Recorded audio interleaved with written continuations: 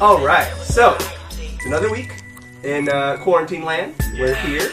All three of your lovely hosts. We have me, Patrick. We have Mr. Josh over there, and we got our new co-host Amanda Lepre, singer songwriter, been in like a million bands probably and otherwise. And how are you doing today, Amanda? Good. I'm hanging in there. I am making sure that I don't leave the house unless I need to go to the grocery store. We're surviving. And things are very interesting right now in these times, I guess.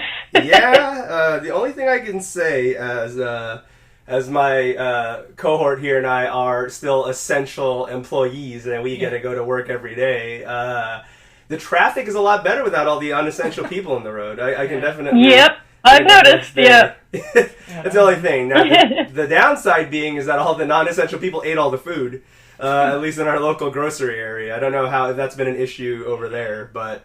Yeah, I mean, you kind of have to go early, I've noticed, or else there's no more eggs, and there's no more toilet paper, and so forth, which are very strange things to be out of, just generally. Yeah. You know, it's not like it's normal for a place to be out of toilet paper. Yeah, it's really odd. It's like literally a problem I've never had before, and then now you have it where it is a problem, and you also wonder, why is it a problem? Because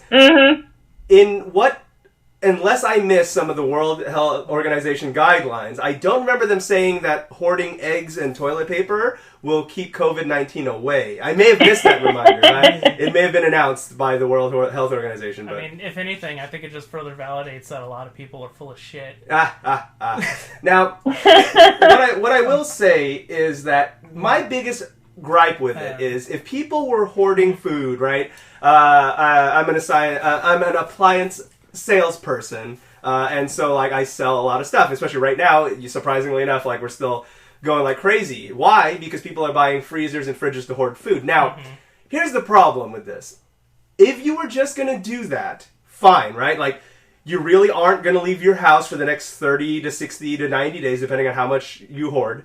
Fine, right? But the problem is these people are buying all this stuff at the grocery store, buying a second or third fridge to store it all, and then still going out at doing bullshit or going to a friend's house for some tea. It's like people don't understand that this is a serious thing, but they try to act like they do by like doing these panic measurements, like going crazy and preparing for the fallout, but then still walking right into the fallout. It's like, stay home though. Like if you were doing that step, I would be like, I can't blame you, because if I had the bankroll to hoard groceries for the next month or so, I would love to not leave the house. But people are doing that and then still doing the thing that's a problem. And like, I don't know how many cases are in your area, but over here, it's like many places is growing exponentially. And they said that over half the cases would be preventable if people would just stay the hell home. Exactly. Yes, I agree. It's a shame. I mean, people are making it worse by going and visiting and hanging out with friends and things. Like it does apply to all of us. Yeah, it's crazy. It's almost like the people we live with live in a society and they don't believe that they have to do that. But anyways, it's crazy. Like for example, there was like a very rich people golf club here that had to be shut down because they couldn't just grasp the concept that just because you're rich and white that the rules also apply to you, and they actually had to have several complaints to shut them down. Like it's crazy. It's like, why is that even a thing? Like there were so many complaints by surrounding people that were just like, what is happening? Like why are they acting like there's not a pandemic going on right now? Yeah, I know. Why are y'all hanging out at the lake? You know? Yeah, no, it's crazy. Oh God! And then there's the Floridians. Sorry, IQ. There's the Floridians. Who just, like, there was that, and I understand, you took a few people, it could have been taken out of context. I know it doesn't speak for all Gen Zoomers or whatever the fuck they are. But all the people that were, it was the cringiest interviews of people that were still flooding the Florida beaches as if nothing's going on. And they're... absolutely. Oh, God, that was so bad. And then they were just like, oh, I'm the future. Then I decide. And it's like, no, that's not how it works. no, the fact that you're the future is already a problem. And then the second thing is exactly. that doesn't mean that you're going to call all the shots. It just means you're going to be, well, at this rate, you might not be alive longer than everybody else. But, and then it was just cringy hearing all that, And then there's, of course, that other guy they interviewed that was just like, well, if I'm going to die, I'm going to die. And it's just like, no. But the problem is, all the other people you're going to infect that are trying to be careful, and you're going to fuck them. Yep. And it's just one of those things where it's just like, that's the problem, guy. Like, it's like they couldn't grasp why this is like a thing. It was just so bad. I know everyone, we're like, how many minutes are we doing? And then people are like, what the hell podcast is this? This isn't gaming news. It is. Hey guys, you can handle that these are some very interesting times and we must discuss them. It is true. That is definitely a thing. So someday we'll all look back at this and we'll either laugh or cringe harder. Yeah, exactly. Well, that's the thing, is you hear... there's two trains of thought, I believe. There's something that you hear a lot of people, like Bill Gates in his TED Talks lately. It's like he retired. It's like he just retired to do TED Talks unlimitedly. So you have all these people, and the general consensus among the I don't want to call them woke, but like the big brain. I'm not trying to insult him particularly, like. I'm not a big fan of him, but Bill Gates. Yeah. Oh, the quote. But like all the scientist people or the smart people or whatever, they all have the same thing where they're just like, this is going to be the thing that goes down in history and actually will make people think twice. I'm on the mindset of the other side where I'm just like, I think that, let's say a year after the COVID, like let's just say finally goes away, I think even just a year later, we're going to forget and we're going to become just as stupid again and just as dirty again. I hate to say it. I feel like that's actually going to be what's going to happen. Yeah. Are we going to just, like, is it even possible for society to return? Exactly. I don't know. Like, these are very, very deep, conversations, obviously, but it's like... I'd like to say... things that were very, I guess... there are policies and there are rules and there's a lot of things that are going on that are just kind of not necessary. Yeah. Because they were able to just instantaneously turn them off out of nowhere because people were losing their jobs. Like, hey, guess what? Here's some helpful money from the government. Like, little things like that, which... Or like, turns out we can't... I mean, I can go like on and on and on about this conversation. Yeah, exactly. We could bang on forever, but let's do it. As a singer-songwriter, and, you usually do shows and tour, how has it been, other than the obvious not being able to do it, has it been a real, like, waking up moment where you kind of realized how often you kind of do your thing, or has it kind of been one of those things where you kind of see it more as actually a font of time to actually, maybe write even more? Because I know several musician friends I have actually been using this time. They're just like, yeah, it sucks we can't go tour and do our bread making, but we can actually get caught up in other aspects of maybe planning a future album or songwriting. Have you found it more, with the exception of COVID-19 being obviously bad, because I know someone out there is going to be like, they're saying it's a good thing. Have you found a silver lining as a singer-songwriter during this time? Well, sort of, yes.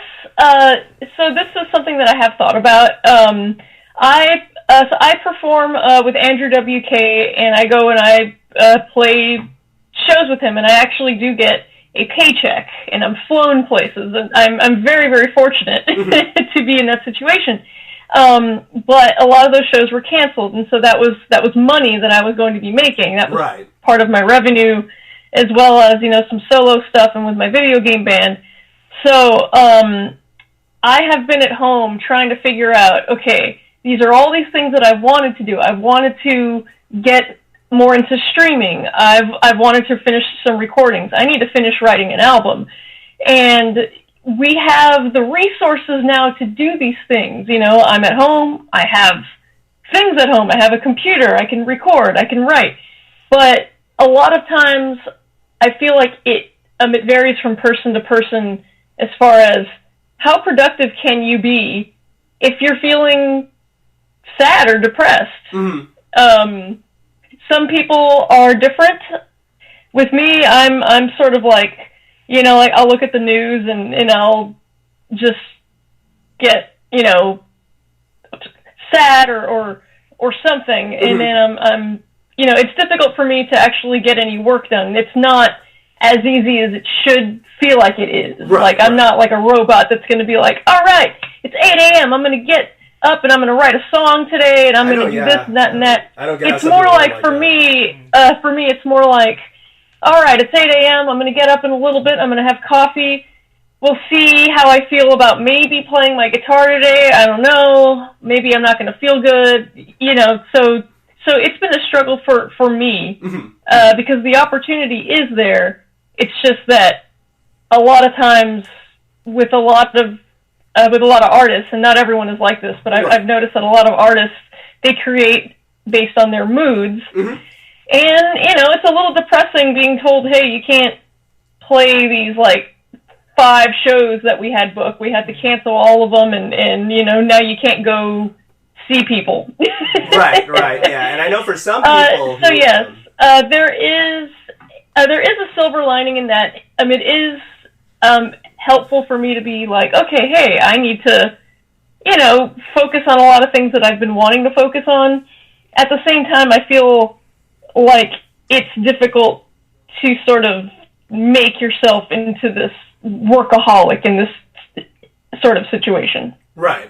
Yeah, no, for sure. And what you mentioned about not being able to actually, people with people, that's something that because, and trust me, a part of me actually wishes I could just kind of be in, at home, safe, away from everything, having a compromised immune system like I do. But at the same time, I kind of see where people are coming from that are having to actually stay inside and only go out to do essential stuff, that don't get to interact with other people.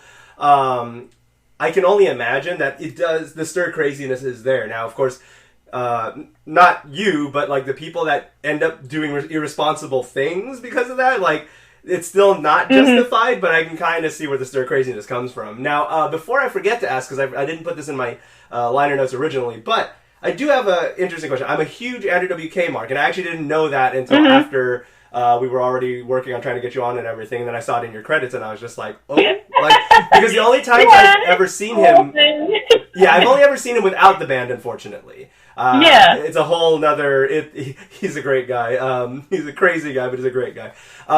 How did it come to be? How did you get to know him, and were you aware / a fan of him before interacting with him, or was it all business that you kind of came to be with him? Well, I was very lucky, and I do think that a lot of things are luck-based. Of course, not everything, because you have to have some measure of being good at something in order for something good to happen to you. But so what happened was, my video game band, Descendants of Erdrick, we played in Dallas.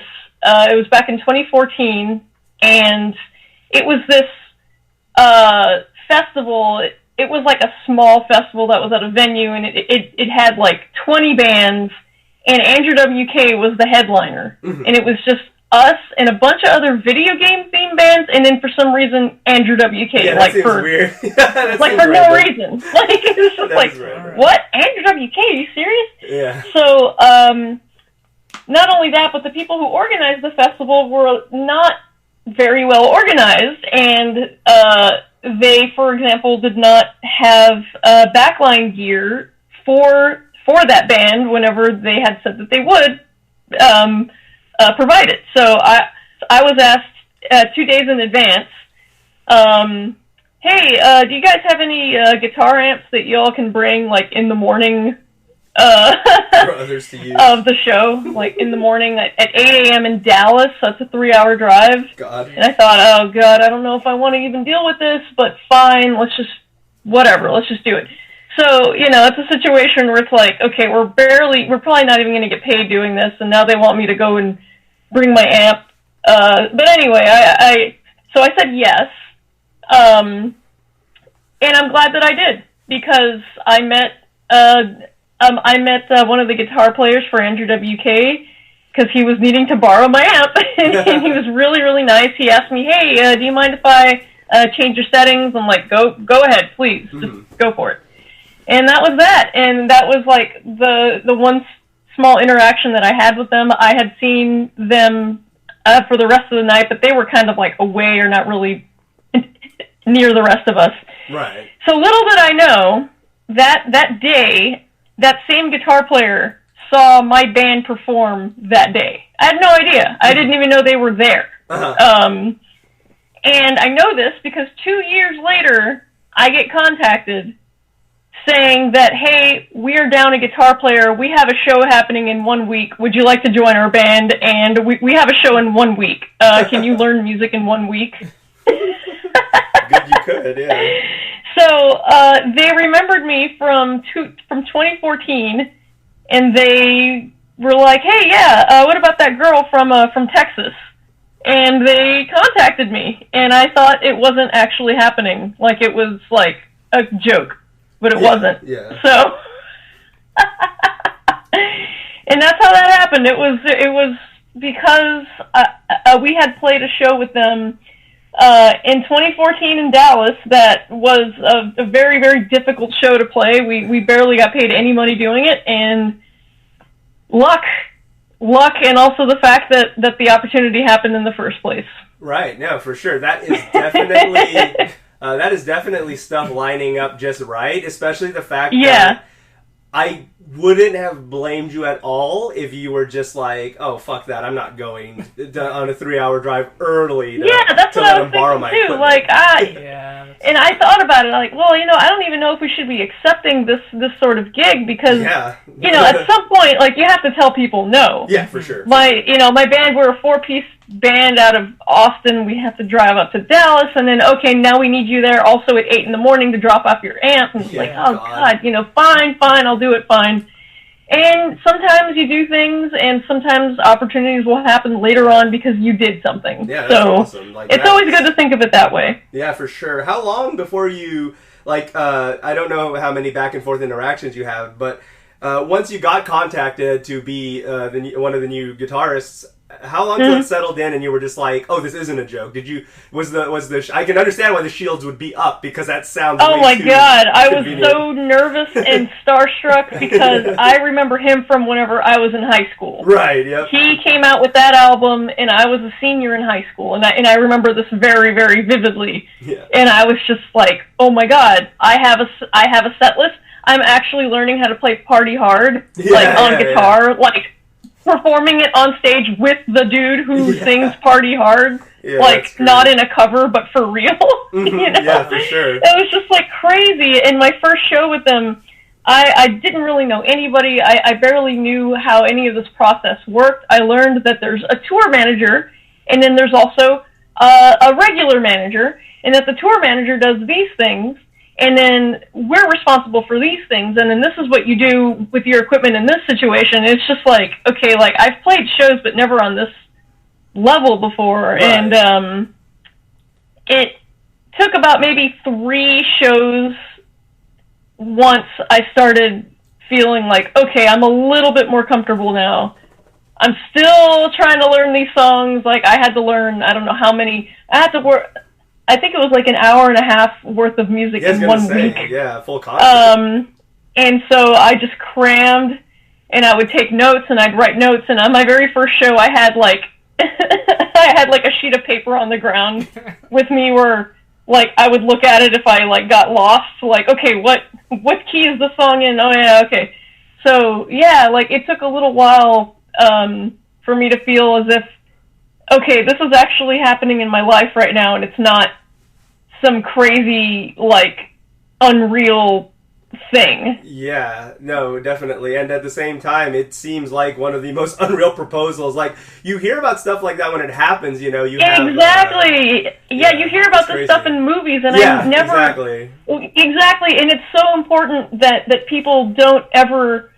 well, as a musician, especially as a young musician, you think that this stuff is normal. Yeah. And it's really not normal. No. And just the fact that something like this even happened to me, like, I still want to drive the point home that this is not normal. Yeah, for sure. Yeah, no, absolutely. This is sort of an exception to how things work. And I, whenever I talk to people who are looking for some sort of advice or something, like, I tell them that, I say, this is, I'm so fortunate, and you know, a lot of it was luck, honestly. Like, you know, not everything obviously was luck, but a lot of it was. And so if something like this doesn't happen for somebody, it doesn't reflect on them as a person or whether or not they're good. Absolutely. It just things happen and things don't happen, and unfortunately, you know, we can't always control that. But it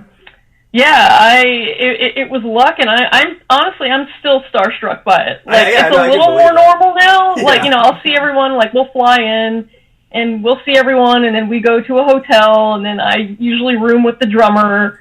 And, you know, it's like a thing where we all know each other and it's fine, but it still feels weird every time I'm doing it. Like, I'm just can't believe it. I'm getting a paycheck and I'm going on a plane. Not right now, though. Yeah, not right now, though. Thanks, COVID. Yeah. What, I do not want to be on a plane right now. Absolutely not. But even if rates are good. Yeah.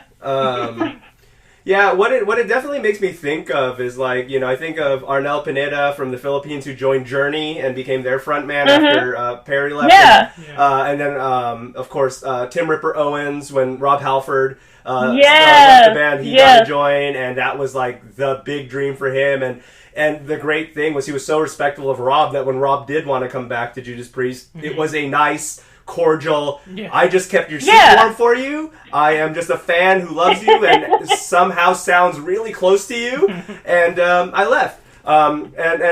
Judas Priest was definitely a cleaner story. I know with Journey, that's a little messier because Perry, I believe, Steve Perry, or whoever the original vocalist was, I know he got a little butthurt that they actually did find someone to replace him, whereas Halford saw it as, well, I wanted to step away, so this dude's killing it as me for now. Perry definitely was like, whoa, who's this random Filipino guy who sounds just like me for some reason? I don't like that. And I know that he would never outright say that he didn't like it, but he would always have some sort of thing where he would always be like, well, you know, it's no me, and like, oh, blah, and I'm just like, wow, dude, you're cool. But sometimes, you know, it's funny. I guess he just thought he could never be replaced and then was extremely surprised that he was. Oh my god, I can see that. Yep, but yeah, he definitely was kind of a dude that was full of himself. But enough of the Perry Roast cast. So, original aspirations when it came to around what age were you when you realized I'm sure you've always been a fan of music, but when you wanted to become a musician, and who are some of your biggest influences that really drove you to become a musician?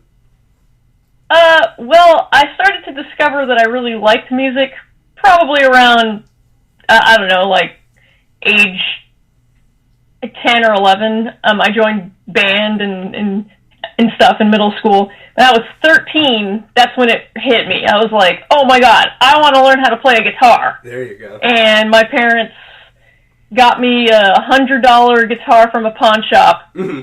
And, let's see, it was 1997.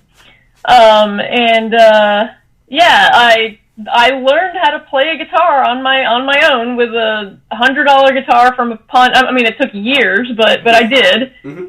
They could not afford lessons, and I went online and I would look at 1998, the internet. In 1998, where I could go and look up how to learn Nirvana. Tabs. Smells Like Teen Spirit, and then it would show me like where to put my finger, and that's how I was learning guitar. So I was 13. I started to listen to, like, you know, I guess at the time it was called alternative music in the 90s. Yep, I was really 90s. Into Alanis Morissette, and I really started getting into a lot of like the female songwriters, Tori Amos, Fiona Apple, Sarah McLachlan. Mm-hmm.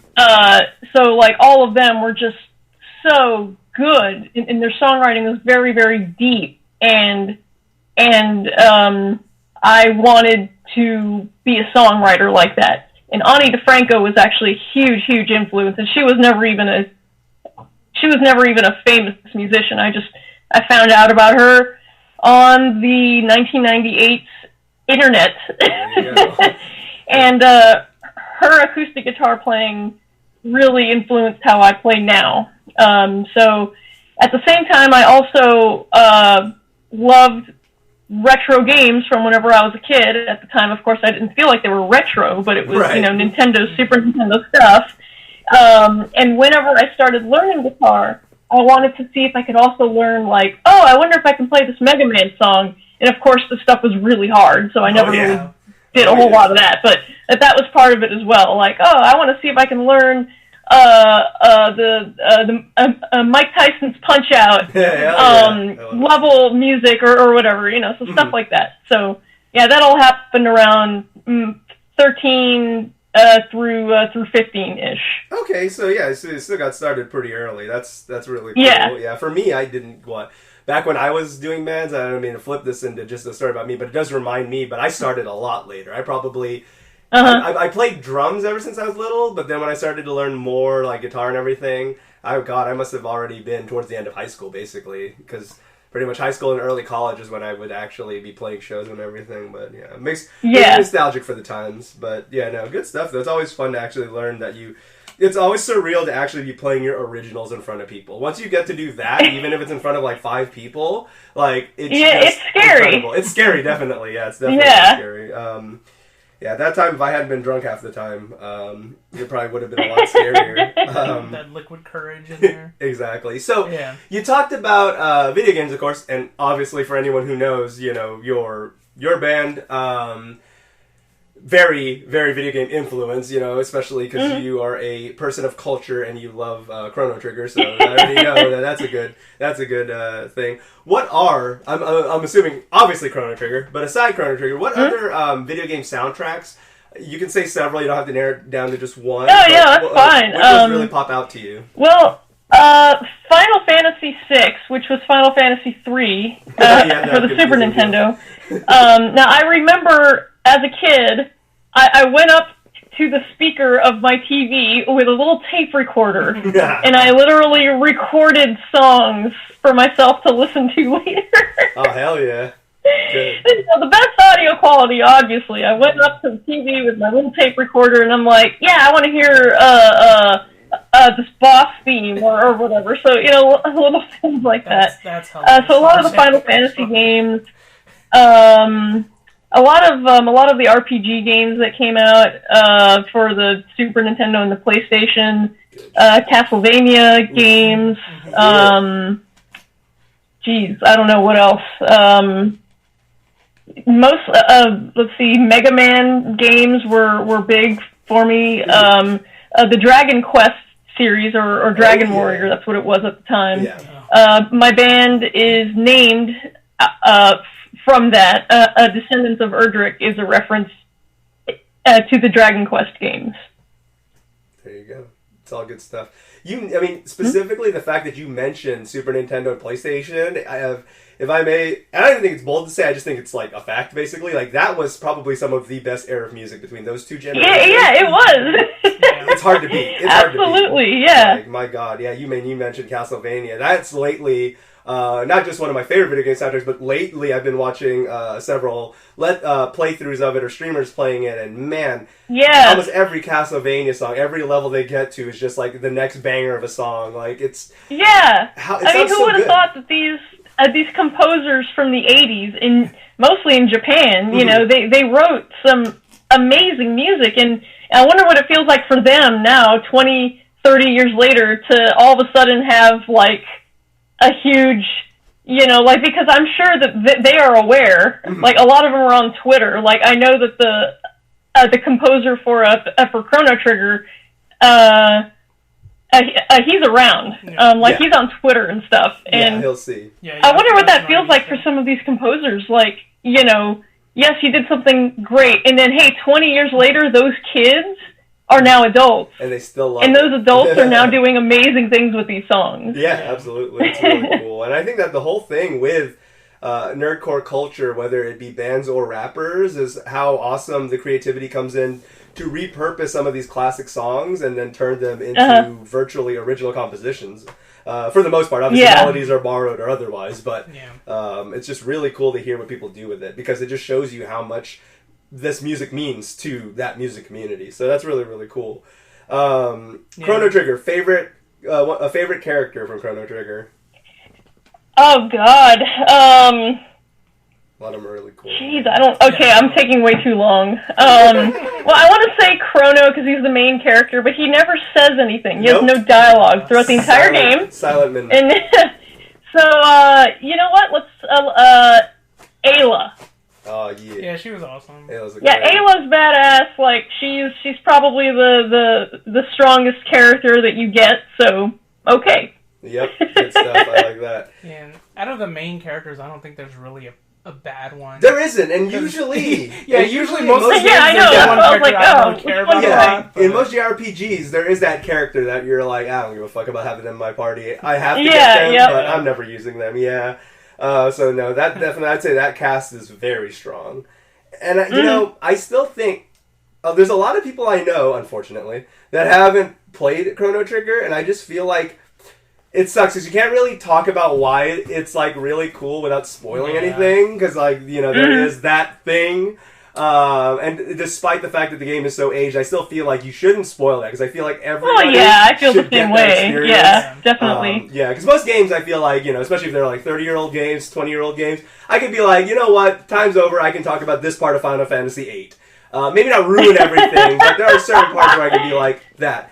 But with like Chrono Trigger, I'm just like, nah, that's like really special. So don't touch that. Shit, dude, I remember being in... that blew my mind when I first did that. I think I was like in 3rd or 4th grade, like playing Chrono Trigger, and nobody in school knew anything about the game. It sucks. I still have that struggle now in 2020. That like they'll be like, I've heard of Chrono Trigger, but I've never played it. I'm like, why?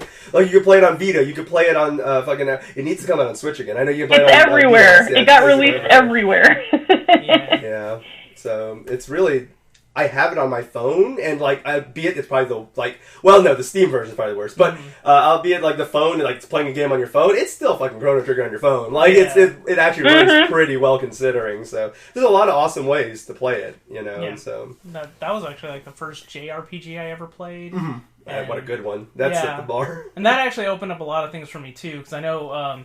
That was also one of the first games that Squaresoft worked with Enix for a bit. Yes. So from there, that's how I learned of Illusion of Gaia, another game that not many people know about. One of my favorites. That's oh my gosh. That's even more obscure than Chrono Trigger. Yeah, that game's hella obscure. Yeah, that's a really obscure pull, but good one though. It's a really good one. And that's how I learned about Final Fantasy, though. I never played most of the Final Fantasy games on Super Nintendo, except for Mystic Quest. Okay, that doesn't... Mystic Quest was my very first Final Fantasy, actually. Oh, and I'm kind of glad it was, because I was like 7, so I didn't really understand a whole lot of in-depth stuff with RPGs, so it was a simple RPG with amazing music. So, that was my first Final Fantasy, and I love that game, and it's simple, but... the music is just so good. Oh, God. Yes. Really good. I know I had difficulty getting into that game. I didn't touch another Final Fantasy game until 8. Yeah, I played 8 before 7, I did 8, then went back to 7, then played 9 when it launched. So 8 was my first one at all, because I didn't touch it on Super Nintendo at all. That's a very strange one for that to be your first Final Fantasy, because a lot of people tell me that's probably why. The system is entirely backwards with how... It's very different. With how, leveling up works and all of that, and learning... the junction magic system. And shit. A lot of people are not big fans of 8, but I think that it's one of those things where jumping into 8 first, I think, did help me appreciate it a lot more because I didn't have anything to compare it to. I'm not. I love 8. I loved that game because it came out whenever I was like, let's see, I was 15 or 16. It was just pure teenage angst. Squall's just so cool, and I understand him because I'm 15 and I get it. Squall's just a big 15-year-old. I love that game so much. It's really good. That soundtrack's definitely a lot of Final Fantasies have amazing soundtracks, including 13, despite being a shit game, has a good soundtrack. I definitely have fond memories, especially 8 soundtrack is one of my favorites. I can't. God, I never get tired of that. Hearing Fisherman's Horizon is still one of my most favorite therapeutic songs to listen to. I used to start new files just so I could hear the Liberi Fatale opening. Oh, God. That was so epic. Those graphics at the time, like that FMV when it kicks up. Of course, when you get into the actual game, you know what happened.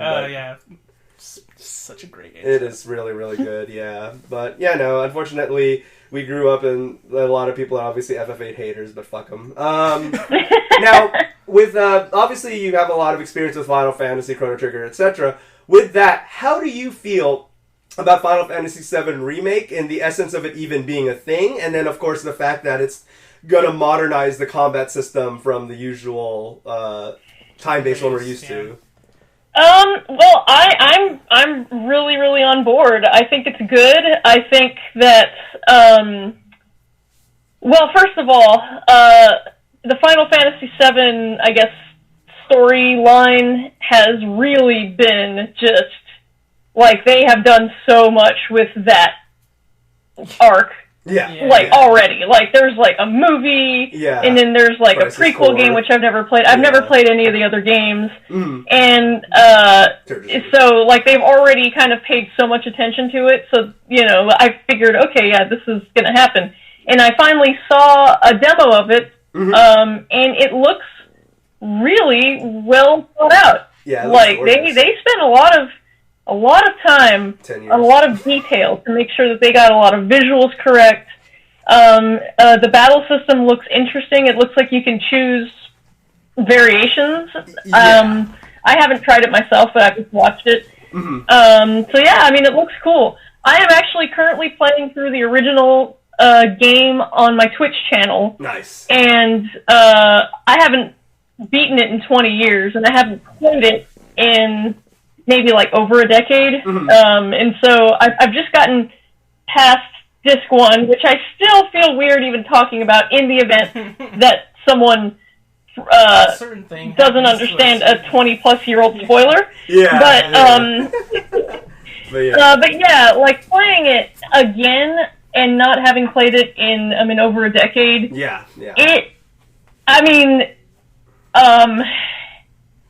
It's a little rough. Like, it aged pretty okay. Like, I guess, like, considering that it was the very first Final Fantasy that was in 3D. And it was on the PlayStation. It was very groundbreaking. Yes, it looked great at the time. But there's a lot of things that are wrong. The translation was awful. Yeah, it was pretty bad. Like, there's a lot of misspellings. And just some stuff that looks like, it'd be really cool if it was updated. So I'm excited about it. I don't have a PlayStation 4 though, so I'll probably just be watching some people on Twitch play it, and I'll enjoy it that way. There you go. I'm excited for it for sure. I agree. I also played it recently. I've been playing it on Switch though, so I don't know worry about disc switching, but. It definitely, I agree. It's a lot harder for me to play some of the classic Final Fantasy games, and I know purists are going to get mad at me for saying this, but after playing 15, I got so used to that more casual, modernized combat system. I think it definitely feels better and is easier for me to get into than the old fucking time-based combat. Wait for the battle gauge. That was a whole trend, I think, with like the late Super Nintendo and early PlayStation RPGs where you had there's like a battle time meter thing. I think that was sort of like a strange thing to do. It's not quite turn-based. The battles actually go slower than turn-based. True. You know, there's a lot of like slowness in the battles. God, and the anxiety of like when you're getting really close, a boss is kind of wiping the floor with you, and then you're like, just know that whoever gets the next attack, you're either going to party wipe or you're going to beat this boss, and it's whoever's gauge fills up first, and you're just like, oh, come on, come on, and you're just jamming the button like anything's going to happen. They're a lot harder. I've either become a much shittier gamer, or I'm just not used to that kind of system, because the I remember steamrolling. The part I got stuck on and I was just screaming lately was when you get to was it Dine? When you go to the old village where Barrett's from and everyone hates him and all that stuff. And I think it was Dine. And I lost that fight because you can only play as Barrett, and I died so many fucking times. That fight was so hard. But I remember when I was younger, I kicked his ass so easily. I don't know if I had Barrett like ultra leveled up and I just had the right material. But like, something like that. I must have just been trying to rush, because the problem with those games, it's like the Persona games where you got to be really prepared to get to the end of Persona, or else you're going to be fucked. Same with these games. You can't really rush. And I think that's what I was doing. I was getting through Costa del Sol in like 3 seconds. I was doing all this stuff, and I was just rushing. That when I got to Dying, I was so under-leveled that I kept getting my ass killed. Like, I kept burning through potions, like every other thing I had was like, well, I can't attack because I got to heal again. I can't. And then going through all this bullshit, I think I was just trying to rush through it. But so, all that to say, I am kind of glad they are going with a more casual or modernized combat system, because I really enjoyed 15, and I think that 7 can really benefit from not doing the old style. Now, you can alter certain settings to make it more like that, from what I heard, from what they were saying.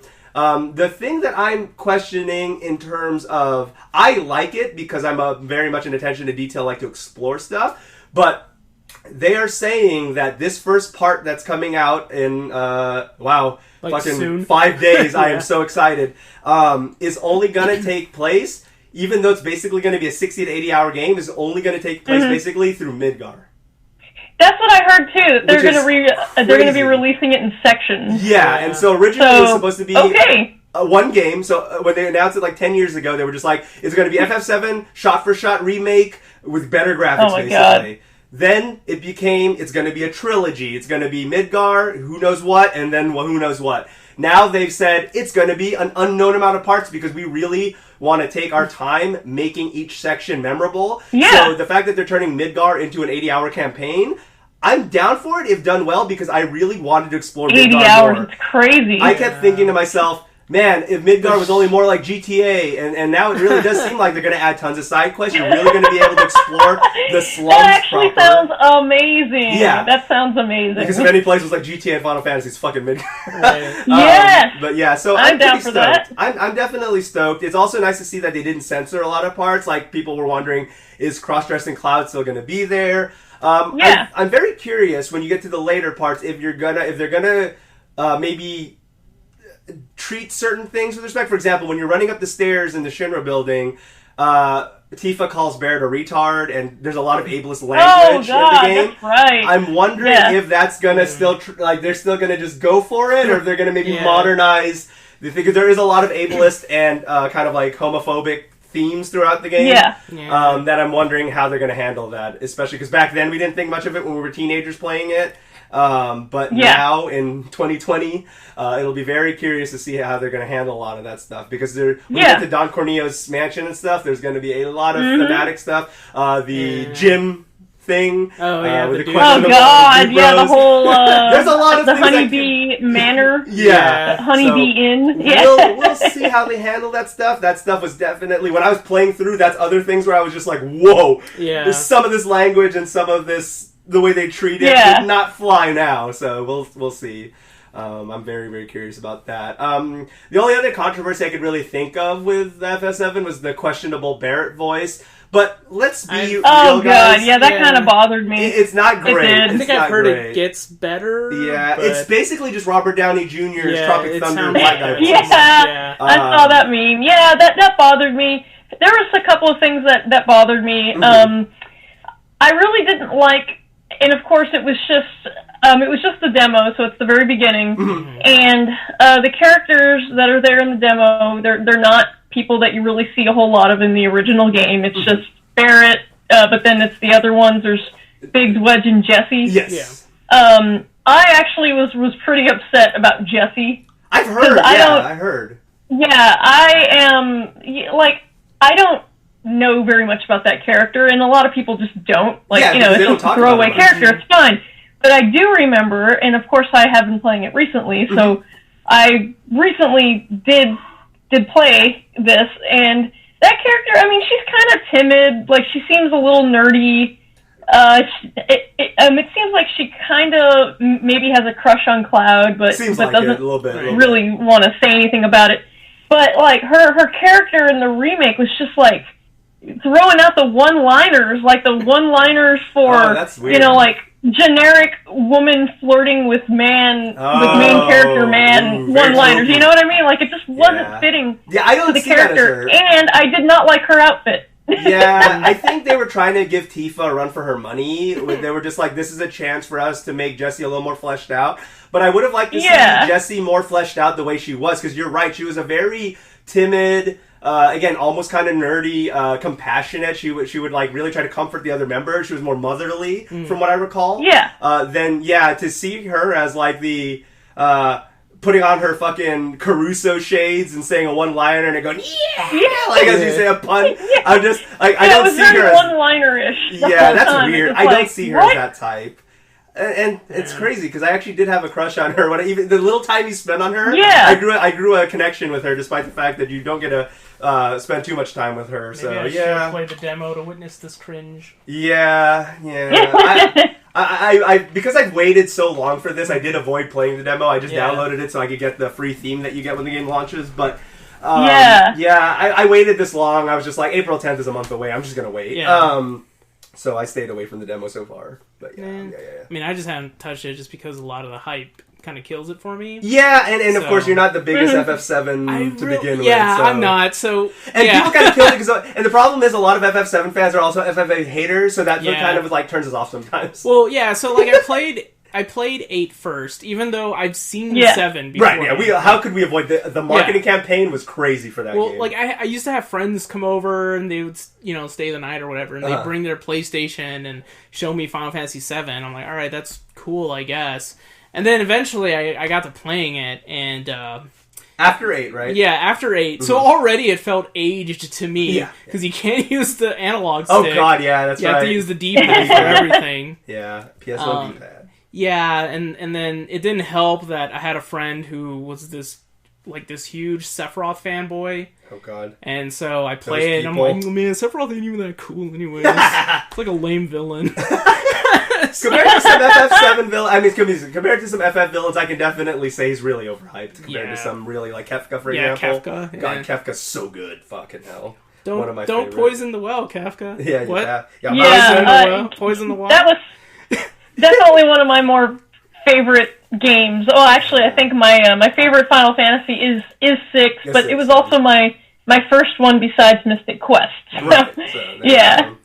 But we'll see. Yeah, I mean, I'll check it out eventually. Yeah, eventually, right? When it's like fucking like greatest hits already and like $30. Yeah, exactly. Understandable. Once it's on sale. Understandable. And I don't blame you because this is taking a game that you're already not super crazy about, and it's turning it into like a 500-hour game. So I can kind of get why you're already not crazy about the original 100-hour game. That you're like, I don't want to play it 5 times longer. I'll just play FF8 remastered. And FF8 remastered was nice to see because as FF8 marks and knowing that it's never going to be given the FF7 treatment ever.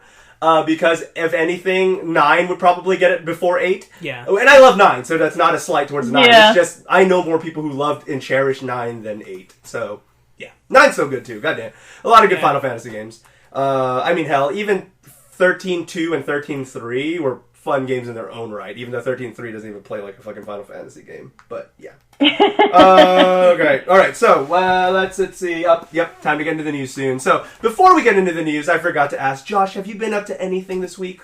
So this week, let's see. I've been watching some video essays on Cats. The movie. Yeah, the movies. That we died watching. Yeah, I saw one from Maggie Mae Fish, and then recently Lindsay Ellis dropped one. That was pretty good. That's when you showed me clips. That was the one I showed you the clips of. That was pretty good. Yeah, it was hilarious. So, hilarious videos.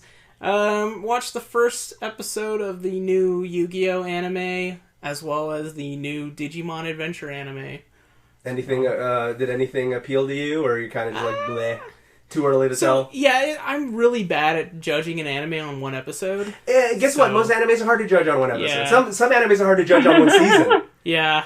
So, for Yu-Gi-Oh! 7s, it's kind of right now. It's still weird trying to get used to the art style because it's not Studio Domino anymore. I think they got the same people that did Card Fight Vanguard. So the art style is completely different. I'm already getting culture shock from that. Yeah, and they're not even playing a similar format to the actual card game. Oh, it's a completely new, different format. And even then, so it's weird. It's like a weird, very light 1984 society. So, there's this corporation that's in charge of everything, and so they overrule dueling and the rules for it. But the main character is tired of it. He says the current rules, it's too rigid, it's too boring. I want to play this card game my own way. But of course, that'll give you violations, and if you get like 6 strikes, your account gets denied. Oh, man. Apparently, you can't even make private trades, otherwise this bot will penalize you. There's like actual like things put into place about that. That's it's really fucking weird. Yeah, that's odd. It almost sounded like for a second you were talking about a real thing, but you're just talking about the inner machinations of that show. Yeah, and so That's weird for them to establish that in the show. You think it's just assumed or something. Yeah, so he just decides to hack his dual discs so that he can play his own way. Hey, you can't be doing that. We live in a society. You can't be friggin' breaking your dual thing. Yeah. And then the beginning is like a weird, almost Gurren Lagann-esque mech sequence. I don't even know what was Why? Yeah, I don't know. He's controlling a mech with cards. Let's not question it. Maybe if it goes in that direction, that sounds like it could be cool. Mechs Probably. are always cool. Like, it was a dream sequence, but, wow. I mean, still, there's room that it could all go that way. Now, as for Digimon, I'm still curious as to whether it's going to be like a remake or just like maybe like a, I don't even know if Gaiden's like the right term, but you know, they just take the old cast and just do something new with it. Right. I just need to use the restroom. You guys keep going. I'm just not walking away because Digimon. Yeah. No, it's fine. Pokemon rules. Digimon hater. But yeah, it's I guess it's just a retelling-ish. You know, all the Digidestined kids don't know each other, and then they're discovering their Digimon, and the title of the next episode makes it sound like they're gonna redo that story from the original movie so many years ago. Oh, yeah. Yeah, where they had the Dio-Boromon, he's like sending nukes everywhere. Because the next episode is literally called War Games, which was also the name of that movie, which, fun fact, the Americanized Digimon movie is actually 3 separate movies spliced into one film. In case anybody doesn't know that. So yeah, it's not really sure what they're going to do with this new Digimon anime, but the animation is pretty good. It's definitely a lot better than the older one. However, I still kind of missed how a lot of the backgrounds kind of seemed... it looks like they were watercolor, but I'm not well versed. Yeah, well, Digimon and Pokemon, I actually never... I remember them, but I never got into them, I guess. And I don't really know why, because it would have been something that I really would have liked, I think, as a kid. But for some reason, I missed the boat. And I feel like I've missed out on a lot, honestly. We're talking about Digimon still? We're still kind of talking about Digimon and Pokemon, yeah. What I will say about Digimon is that they had some of the coolest virtual pets at the time. Yeah. Like, they took... I mean, it's still the same company. It's like, what, Bandai? They make Tamagotchi, right, also? Yes. So, it's like they took that format and were just like, yo, battles! Like, I thought that was so cool at the time. And the new ones, by the way, still link with the old ones. It's compatible. So I thought that was really awesome. I thought they would... Oh, only the new ones together. So that's cool. Yeah, and I remember being younger, I was a bit hesitant with Digimon because I just thought it was going to be another, you know, like a Pokemon ripoff. Right. But then you actually watch it, and then it's you like realize... it, right? Yeah, you realize Digimon... like, really did something with the story. That's cool. And, which Pokemon definitely did. Yeah, Pokemon definitely doesn't. I'm a little boy, and I'm gonna lose! And some moments in Digimon's narrative gets hella dark. I've heard. I haven't seen any yeah, of it. Yeah, like especially in the 3rd series, Digimon Tamers, which is personally my favorite. Mm-hmm. There's some really dark stuff that goes on in that You're like, the hell, man? Yeah, so narrative-wise, the story for Digimon was always better. Now, if we were to talk about the video games, I would probably argue that the Pokemon games are better. However, Digimon does have its appeal. Okay, fair enough. Fair enough. But anyways, before going on to that whole Digimon, before we go that was more or less my week. And then Animal Crossing, obviously. yeah, some more Animal Crossing. Yeah, we're not going to kill everyone's interest because some people listen to us that don't care about Animal Crossing, and they were just like, "Wow, you guys talk a lot about Animal Crossing." Although as much as I love to do it on purpose just to troll people, I'm going to not do that. But yeah. I played Animal Crossing this week. Anyways, no. Aside playing Animal Crossing this week, I did my 2nd playthrough of Death Stranding.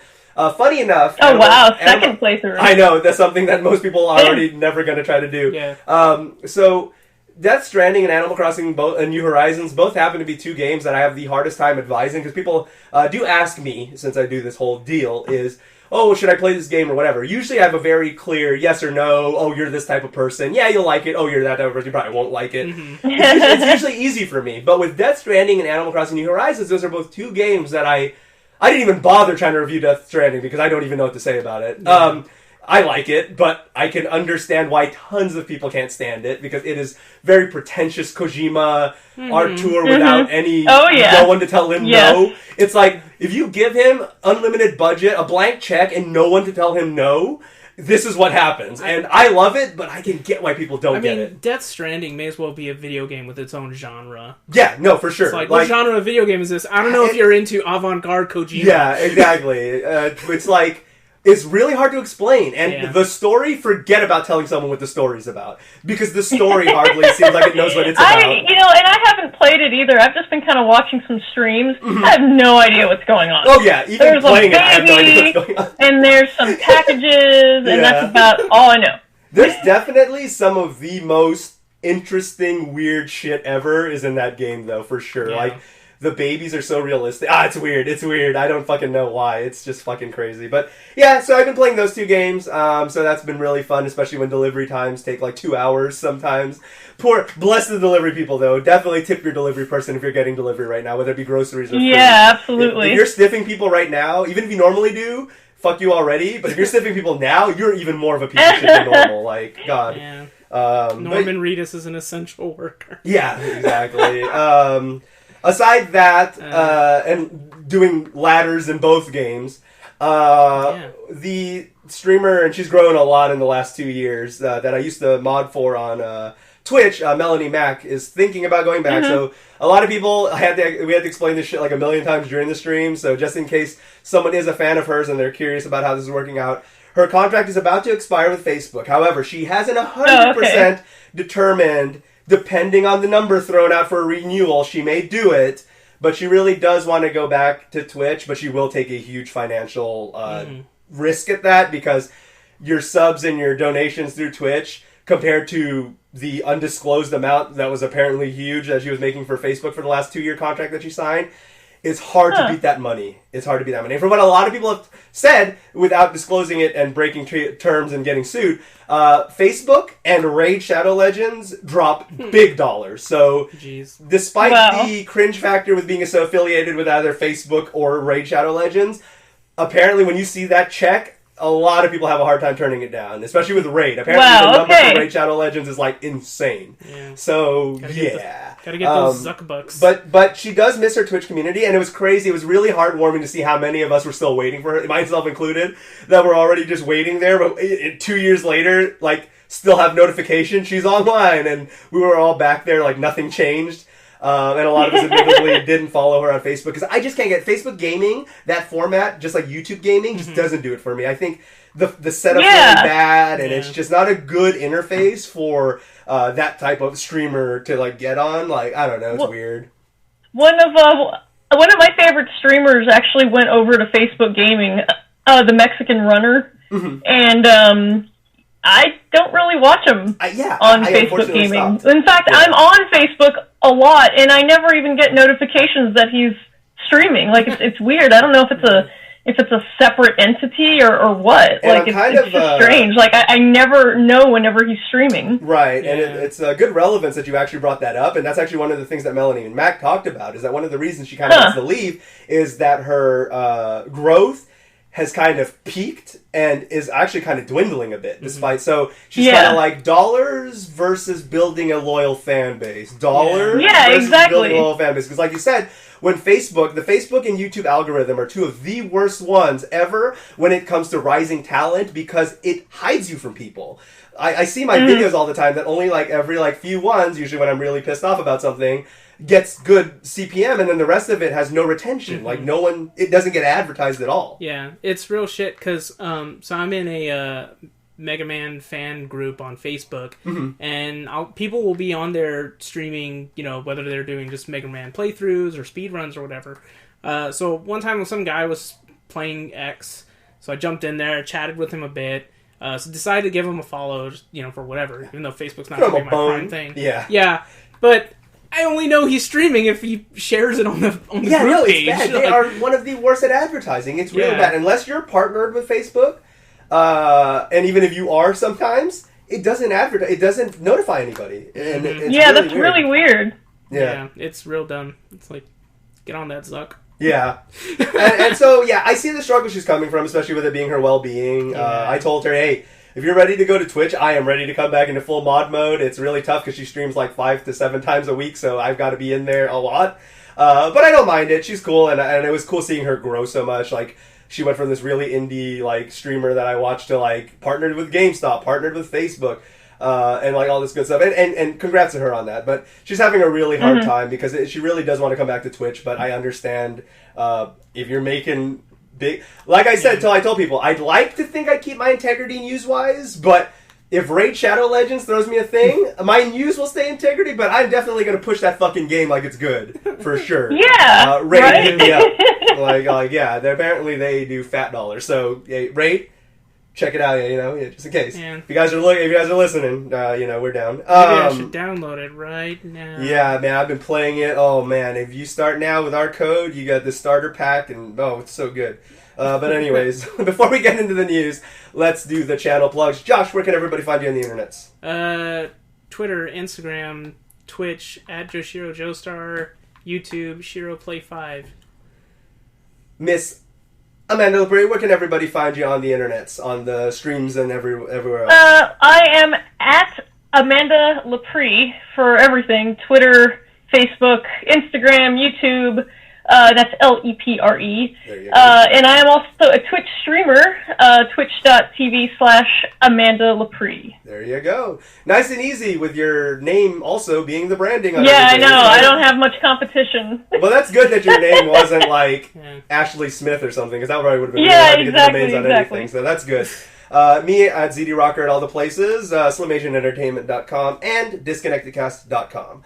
I did say we were going to get into the news, but I lied. There were a few side stories I wanted to laugh about. Everyone knows I'm a big Castle Super Beast mark, so I did want to mention a few stories that cracked me up. Pat from Castle Super Beast was talking about his Animal Crossing adventures lately and how there was this villager that he just really didn't like and was fucking up the vibe of his town. So he made sure that every morning he would wake up at 5 a.m. before the villagers would come out, build a fence around the house so they could not leave and would get stuck and not be able to interact with anybody. He would make sure that if they did get out, to smack them with a shovel or an axe, so that way it upsets, or with a net, which upsets the villager and also makes them want to leave. Then he filed a complaint with Isabel every single day about how he didn't like the way that they dress, and Isabel would have to reprimand the villager and every single day. And so he kept doing it, and finally his dream was about to come true. He finally saw that the villager was packing up and getting ready to go, but then he had a change of heart, because what happens is when, I guess minor spoilers, if you're going to be a big dick to your villager, here's what happens. When they finally get fed up with it, because it takes a lot to get them to leave, you try to talk to them, and they basically go, no, you hurt my feelings, I hate you, and I never want to talk to you again, don't talk to me. And they're just really depressed and walking around packing up all their stuff, getting ready to leave because they were hate crimed out of the fucking island, basically. Yeah. And it's like a really, they really pull at your heartstrings when the villagers finally fucking off. To which he finally felt bad, so he started trying to be nice to them and got them to stay and everything. And he was like, but I hate this person though, but I don't want to be mean. How do I get him out? And so that's what he's been up to. He also talked about how he has not, in the last 30 days, has not for groceries come in, food come, he has not left the house in 30 days.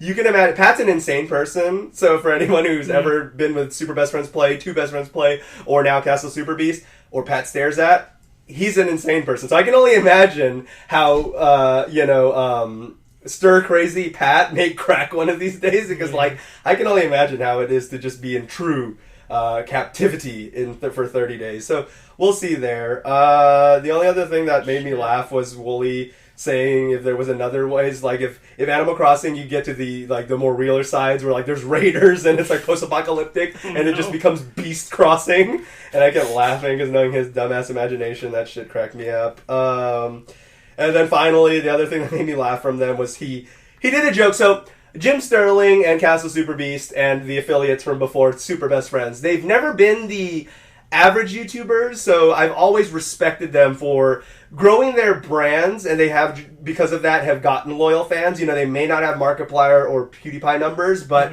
their numbers don't fluctuate quite as bad either, because they've had like the same 90, 80,000 fans for forever. And I've always respected them, but Wooly did a little parody of the average cringe tuber, and it cracked me up so bad because they were talking about how to kick the villager out, and at the end he was like, yeah, so, you know, drop a like, subscribe, make sure to hit that notification bell.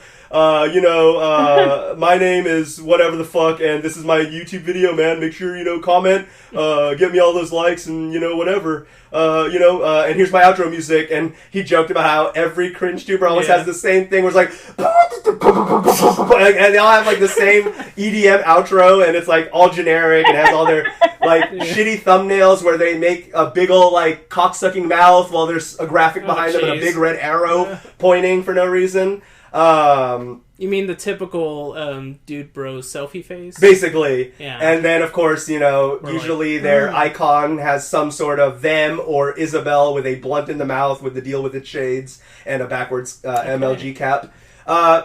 Just hitting all the things where I'm just like, this is really fucking, you know. But what a lot of people have said, especially people who do follow the like, subscribe, comment format, is that actually does work, as well as the thumbnail thing is proven to work, which is sad. Which is sad that fuck YouTube in terms of like just giving into this like particular niche. Like, I don't know, it's just, it sucks, you know. And Jim Sterling has talked about it before, where you must sacrifice your personality. Exactly, to the algorithms. You must fall into the mold, or else you won't get anywhere. We won't let you get anywhere. When it comes to Jim or Wooly and Pat, they're all independently, like, Pat and Wooly make the money from the podcast to do, and their merch and stuff to do that stuff, and Jim is completely funded by Patreon to stay as the unhinged, angry journalist who's very honest, and which, unfortunately, with the exception of Destructoid, most people would try to censor him, and why he can't really work for IGN or whoever, because he has too much to say and won't be held down. Not everyone has the luxury to be able to do that, though, because he worked really hard to build up this loyal fan base and everything. So it sucks that a lot of people are forced to, unless you're the X Factor, you are forced into the mold, or you won't go anywhere. Yeah, there's like a lot of the YouTubers that I really like, they're mostly, all their funding comes from Patreon. I know there's a few, like I think Philosophy Tube is one where he does get sponsors, but sometimes the topics that he talks about, I know he's talked about a few videos where the sponsor almost completely backed out. I think one of them they did, but he was just like, you gotta be careful. Yeah, he's just like, I'm still gonna go through with it. It's crazy. Thankfully, All it takes Patreon, is you upload footage of Mortal Kombat or Doom, and you could lose sponsorship just like that because of violence. Like, it's crazy. Yeah, well, the thing that's dumb is like he could do a video like talking about like sex work, and then be like, whoa, we don't want to sponsor this. Yeah. Like, even though he's kind of talking about like, you know, like a lot of the stigma, ironically. Yeah. You know? Oh, yeah, no. Like, one of my most suppressed videos was that Bloomberg meme I made. That got, like, no, like, exposure because politics. Yeah, of course. How dare you talk bad about Bloomberg? Yep, and now he's gone. Oh, and then Wooly also did get butthurt about Pizzaghetti. That's the thing that kind of laughed. I laughed. So, for those of you who don't know, Pizzaghetti is a Canadian, Quebec, Canada staple. Of which a half serving of spaghetti is served between two pizza slices. Not eaten together, because that would be savage. But that's how it's served. It's just a thing. It's a thing that they have over there. Apparently, a lot of people give Wooly shit about it, and because of that, he had to go on this whole, like, they talked about food for like half an hour, about him defending Pizzaghetti. Technically, you could get that at CC's, man. Like, oh yeah, you could technically. Yeah. I mean, they don't have spaghetti, but it's still pasta. It's still pasta. Yeah, and the thing is, like, I don't see the big problem with it, but they did talk about how people are just weird about food combos. You know, there's the never-ending battle of people who like pineapple on pizza versus those who don't. And then you have things like people who dip fries in Frosties. It's like, that must have been freakish at one point, but it's good. So, like, people eventually take risks and gambles and they do the food thing. Pizzaghetti doesn't sound too bad for me, but I just think it's funny that people razz him all the time about it. So there's that. And then speaking of being a glutton, like I am, one thing I left out of my week is that when we got, Josh and I got bubble tea the other day, and I wanted to get two, so I pulled that. For anyone who doesn't know the Wendell skit from Key and Peele, Wendell is the overweight Jordan Peele character, that the nerd guy that just like in one episode was just trying to order a shitload of pizzas for himself, but had a room full of figures to pretend like he had friends. And I kind of had to do that myself, where like at the last second I changed my mind, but I didn't want to be a dick and be like, oh, I want 2 drinks. So I had to go pull out my phone where no one was messaging me and go, oh shit, oh god, my friend, last second order for my friend. What an idiot, right? He wanted to get, and then I told him my second drink order. So I told him that. So yeah, that's the kind of person I am. But I tipped him, so leave me alone. Leave me alone. I'm able to do this. Right, it's been an hour and everyone's wondering where the video game news is, so let's get into it. Resident Evil 3... Huh? I was like, are we going to talk about a certain CEO? Oh yeah, we're going to talk about that guy. That's the main topic today. Yay! So, for those of you who want to hear about a certain special man, wait until the end. So we had Animal Crossing and Doom Dual release the other week. Now we have Resident Evil 3 Remake come out, and it is fantastic. I haven't played it myself, but I got to see like Melody Max in the first few hours. Jim gave it a raving review, and it's really good.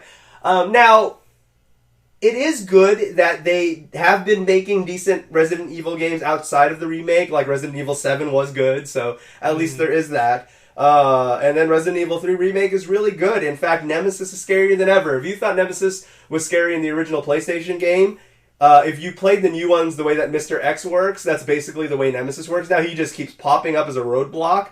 And where they... I don't like to say fix tank controls, because I think that there's a certain charm to tank controls. They modernize the controls where left goes left, right goes right, so on and so forth.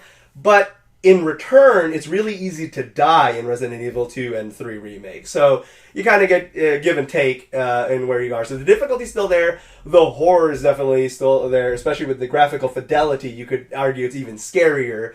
And the way that Nemesis functions now is incredibly creepy. Like, it's...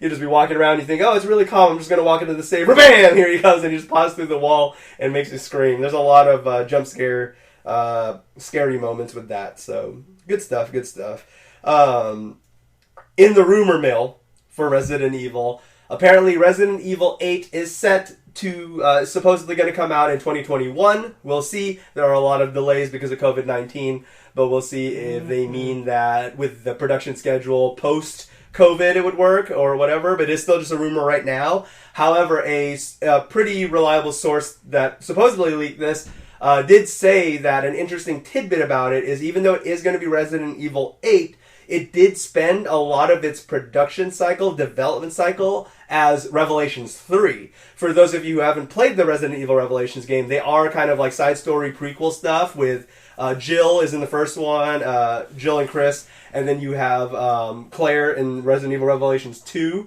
So who knows what 3 would have been, but apparently it got shifted over to 8 because mainline IP is killing it right now with 7 was just amazing. So we'll see. God, Resident Evil 6 was so bad. I'm so happy they fixed it with 7. Amanda, do you have much experience with the Resident Evil games, classic or otherwise?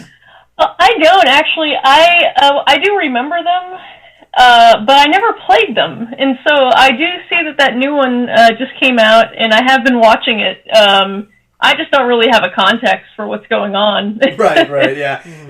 Don't worry, that this... last week or the other week, they actually did go through the whole Resident Evil storyline on Cast of Super Beast, because Pat recently did replay all of them in order. Oh, that's cool. And it is a dumb story, though. Like, there's a lot of retconning, gaslighting. There's like a lot of like, just it doesn't line up very well. Even if you put it in the order that it's supposed to go in, there's a lot of stuff, like the fact that what's her face in 5 only appears there. Sheva only appears in 5, but like there's like a certain interaction in which they wanted her to seem more fleshed out. So where she seems like a new character this whole time, they didn't want her to come off as a rookie. So she basically tells Chris sometime during the campaign where she's basically like, "Oh yeah, there's like 4 other Resident Evil Africas that you don't even know about that, like, I'm from, so I'm, like, hell a vet like you. I'm, like, hell a vet. Like, you've never played Resident Evil Africa, but I'm, like, in there." So they kind of did that to establish her a bit more. So, yeah. But then she only does appear there. She's not even in 6, where it's kind of, like, the greatest hits of character. Yeah, like, almost everybody shows really up in 6. Yeah. But guess what? Resident Evil 6 sucks ass, so maybe it's good that she doesn't appear there. For her sake, anyways. But yeah, no, the Resident Evil games are fun, but the storyline is stupid. Like, it's definitely ridiculous and makes no sense. And too many holes. Especially, like, 7's hard to tell where that even fits in, because it's, like, not even really zombies. So it's different, hillbilly, first-person horror games. Mm-hmm. But it's good, though. It is good. Josh, your Resident Evil experience, does that stretch to or amount to... A bit. I mean, I've played... So my first one was Resident Evil 2 on the PlayStation. Oh, yeah. Only got to play Leon's story, though. Oh, okay. You didn't get to do the Zap system? Nah. Resident Evil 1 Director's Cut. I have played 0. Never played 3. 4. Played 4. Oh, God, 4. Yeah. Didn't touch 5. And then my experience with 6 was just like that one short video you and I did, but it's now like copyright striked. Yeah, I got copyright stricken into infinity thanks to YouTube. Capcom. It was bad anyways. I'm glad no one saw that. Yeah, it was funny though. We like glitched out and just like scooting all over. Oh yeah, no, it was funny for like our content, but that game sucks. Yeah.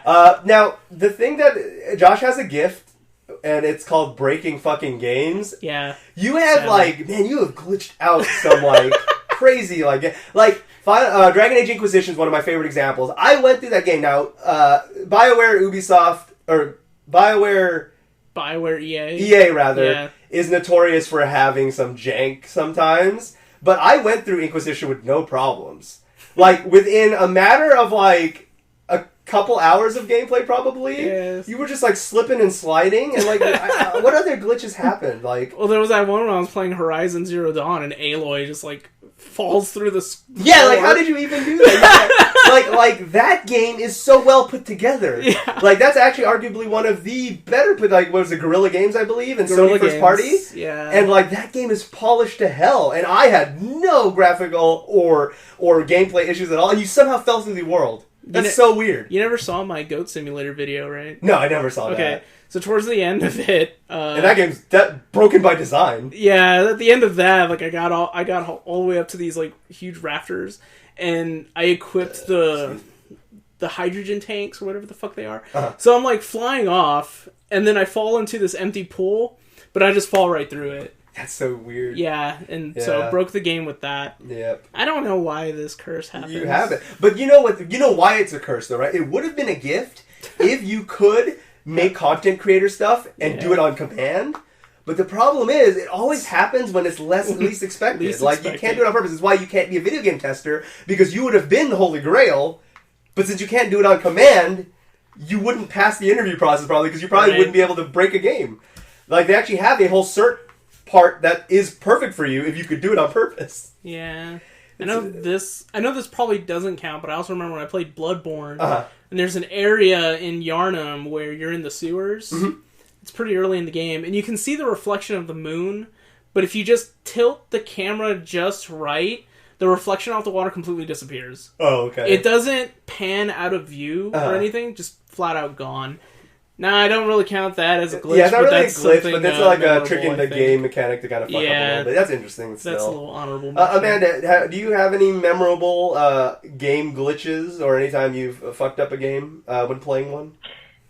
Game glitches? Oh, gosh. Probably. I just can't think of anything off the top of my head.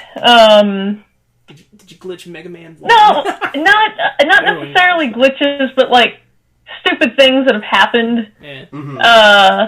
Like, for example, and I was just remembering this because I have just been playing through FF7. It's not really a glitch. It was just something that I did whenever I was 16. The camera angles in the battles are just not very good, and so it's really hard to see where you're pointing, like whenever you're trying to select an enemy or yourself. Mm-hmm. And I remember I had played for, I don't know, like 4 or 5 hours straight at one point. Oh, God. I got into a pincer attack, and I tried to cast a spell. I think it was an E skill. I tried to cast a spell that was extremely powerful, and I didn't see where I was targeting, and I targeted my own party, and I died. Whoops. And that's not really a glitch. It's more of a, oh my god, yeah, that's That's that wasn't supposed to happen. Now, 4 hours later. Yeah, that's what happens. That sucked. Yeah, for sure. You know, when it comes to playing for a really long time, I can't really do that much anymore. I used to do it a ton when I was younger, but now I just get tired so fast that I'm so pathetic now. Like, I'll lie down and I'll be playing Animal Crossing, like with my Switch, and of course I'm lying down, so that doesn't help. But sometimes, even though I'm sitting up, I'll find myself, like, almost dropping the Switch and starting to, like, close my eyes, and I'm just like, oh god, I'm old. But yeah, so there's that. But, yeah, no. From what you were talking about, it kind of segues me tangentially. One of my worst cases of user error was when this is before I'm a chronic saver now, especially when people watch me on stream, they hate it because I have like 50 saves for like one person. But like, I'm so traumatized from this, is I played Morrowind, I got an Xbox just to play Morrowind, still my most favorite game of all time. And, I had put in like 80 plus hours into this one character, and I really loved him, but I wanted to start a new one because, you know, I have a spell sword, I want to play like a thief guy or whatever.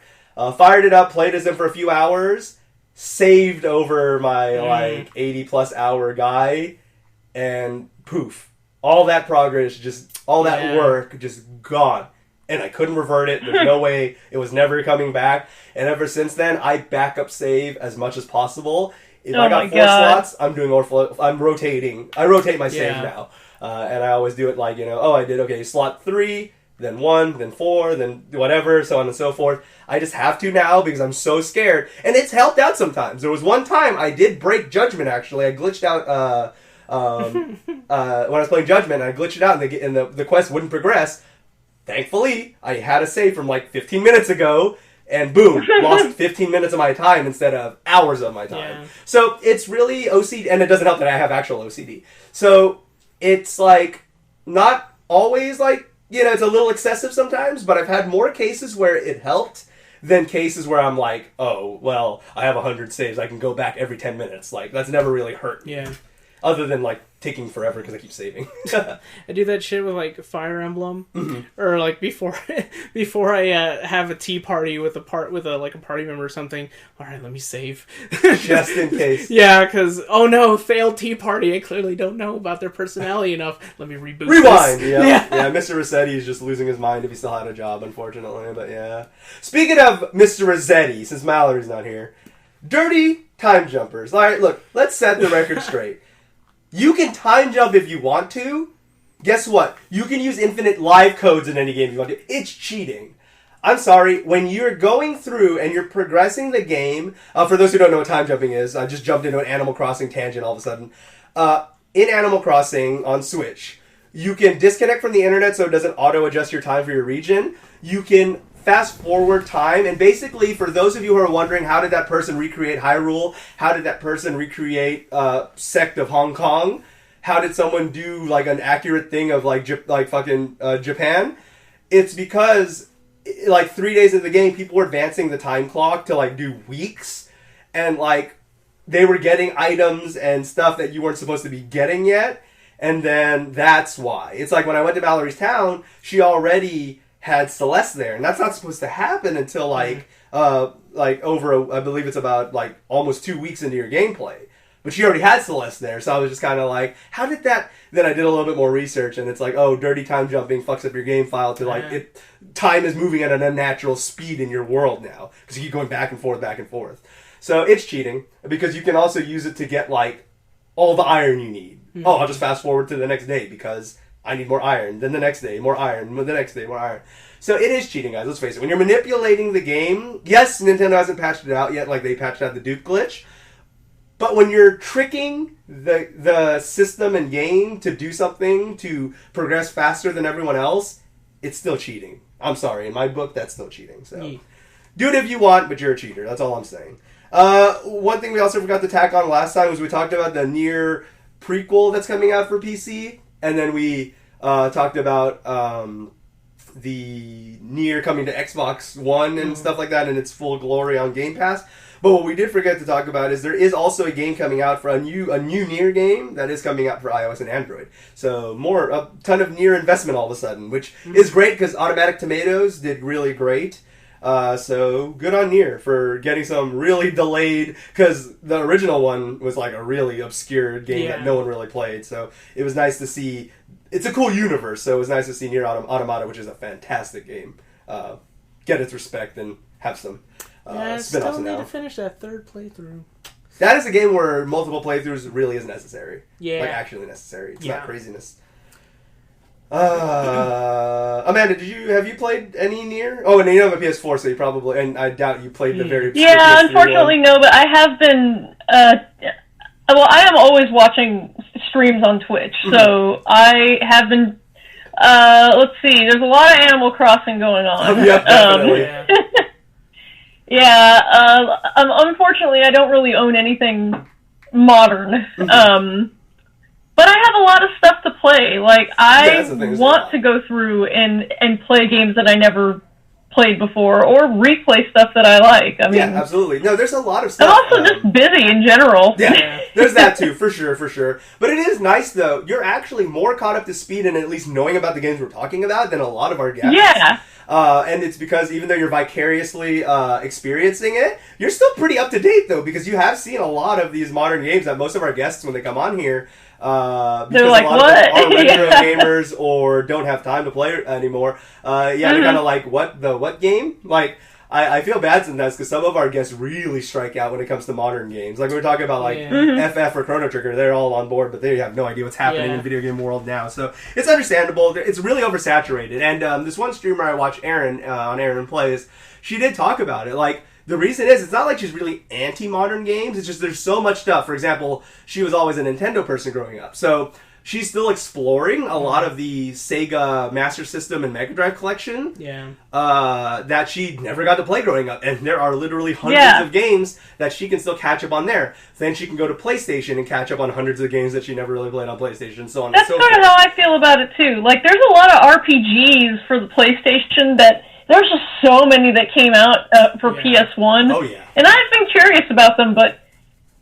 I would like to play them, but they're RPGs, and so they're going to take forever. But yeah, things like that. Like, I grew up with a lot of NES games, and I am not very skilled at them, but I have played them here and there, but more than anything, like, I've watched other people play them, and I know the music, but I'd like to, learn them, like the Castlevania games. I never really played much of them, but I know all the music, so, I'd like to take a moment to try to learn them, little things like that. For sure. So it's nice to see.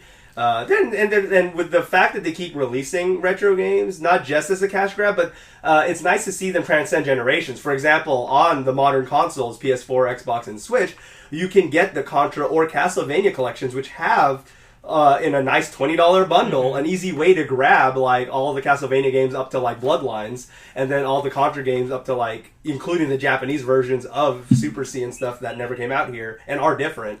And people still want to get them. Some nostalgia, some have never played them before. So it's nice to see them, and because not everyone can go get an NES or get a PS1, so it's nice to see that. Which is why we do need a port of Legend of Dragoon, please. A port of Legend of Dragoon would be great, but I would love to see that game rebuilt from the ground up. I would, but I think it's too obscure for that. It's hella way too obscure. Like, oh my god! Actually, that is one of the games that I was thinking about. Like, there's RPGs I never played. I was thinking, what about that Legend of Dragoon game? Man, I loved it. I only borrowed it from a friend, but I did beat it, and I loved it so much. The music for that was good. It's amazing. I liked the character designs, and for the most part, a lot of the aesthetic was pretty cool. Yeah. But I do think the actual dragons looking like spaceships was really fucking weird. Was fucking... that was weird as fuck, but I loved the armors. Up and go from weird to that was fucking stupid, but yes. Yeah, but I loved how the armors looked. Yeah, otherwise, aesthetically, it's a lot of cool stuff there. Yeah, the magic system sucked, though. I really wish they improved that. Yeah, maybe there's a reason it's not getting ported, or, remade. It should get ported, though. That's why I would like for it to be rebuilt from the ground up. With so good shit. That they can change the game mechanics. Yeah. Cause, of course, you're going to have a bunch of purists who are going to be like, no, the broken shit was the only way to experience it. Fucking... Shut the fuck up, Mike Matei. Yeah. Imaginary Mike Matei. Imaginary Mike Matei, yeah. But yeah, what I did want to go in regards to a lot of these ports and stuff is I especially like when they add some accessibility. Like, let's take for instance the Zero and ZX collection that came out for the Switch recently. Everybody, well, maybe not everybody, but Mega Man Zero, the first game in that series, has a notorious reputation of being a very difficult game. So the fact that they put save assist on there, so like there's random checkpoints that when you hit them, it'll just make like a save for you right there. But that's not the real way to play it.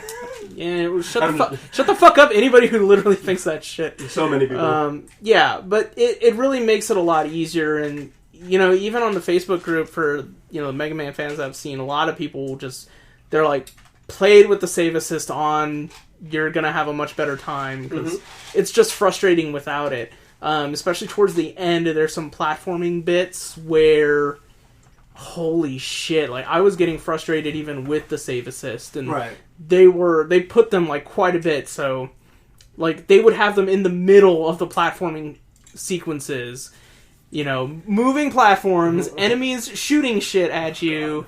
So I'm really glad it was there. Yeah. I just still need to finish that game because I went through it without any upgrades, and the final boss is kicking my ass. And I think a point that you made before when it comes to like modernization, even if it's save states or the save assist or whatever, which I think is really cool. Like you said, just because something was broken, or maybe it was just console limitations, or whatever the case may be, at the time in 1986, doesn't mean now in 2020 we can't fix it. Yeah. And even something a little newer, like the X Collection, still benefited from that, obviously. So, yeah.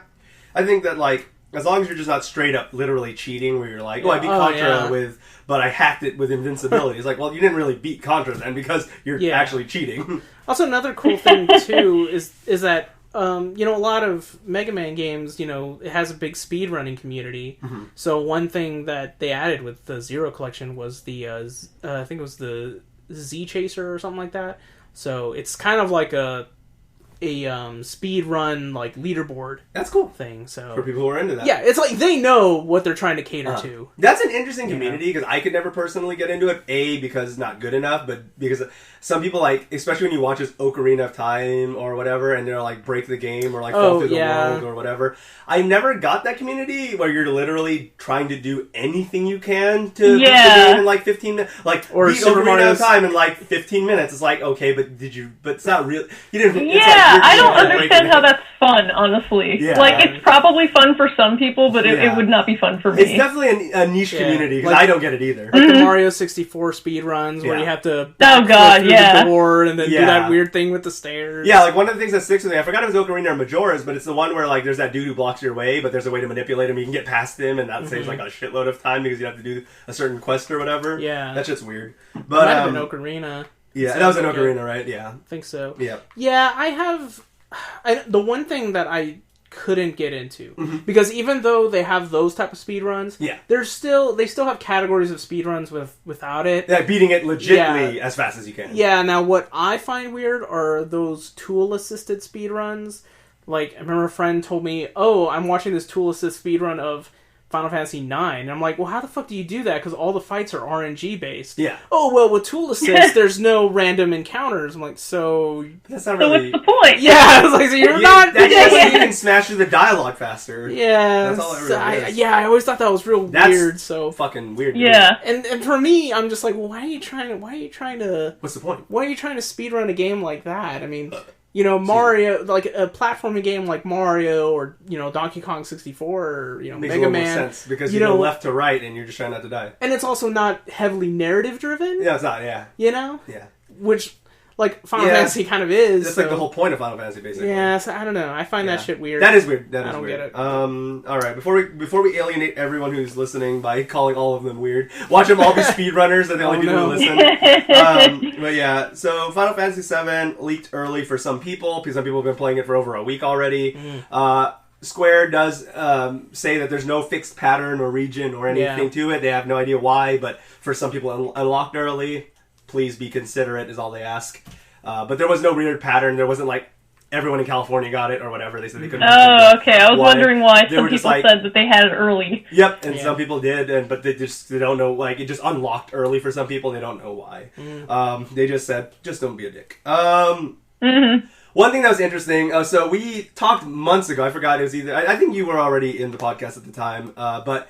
We talked about Batista appearing in Gears of War 5, or maybe that was me and Jon. I mean, I know we've mentioned it before. Okay, so we talked about it a while back, and I was like, why? This is like the dumbest random cameo. They even use the WWE entrance music in the trailer. It's a whole bunch of why, right? Yeah. Now it became worth it, right? Because in Gears of War 5, the Batista bomb is an execution that he does.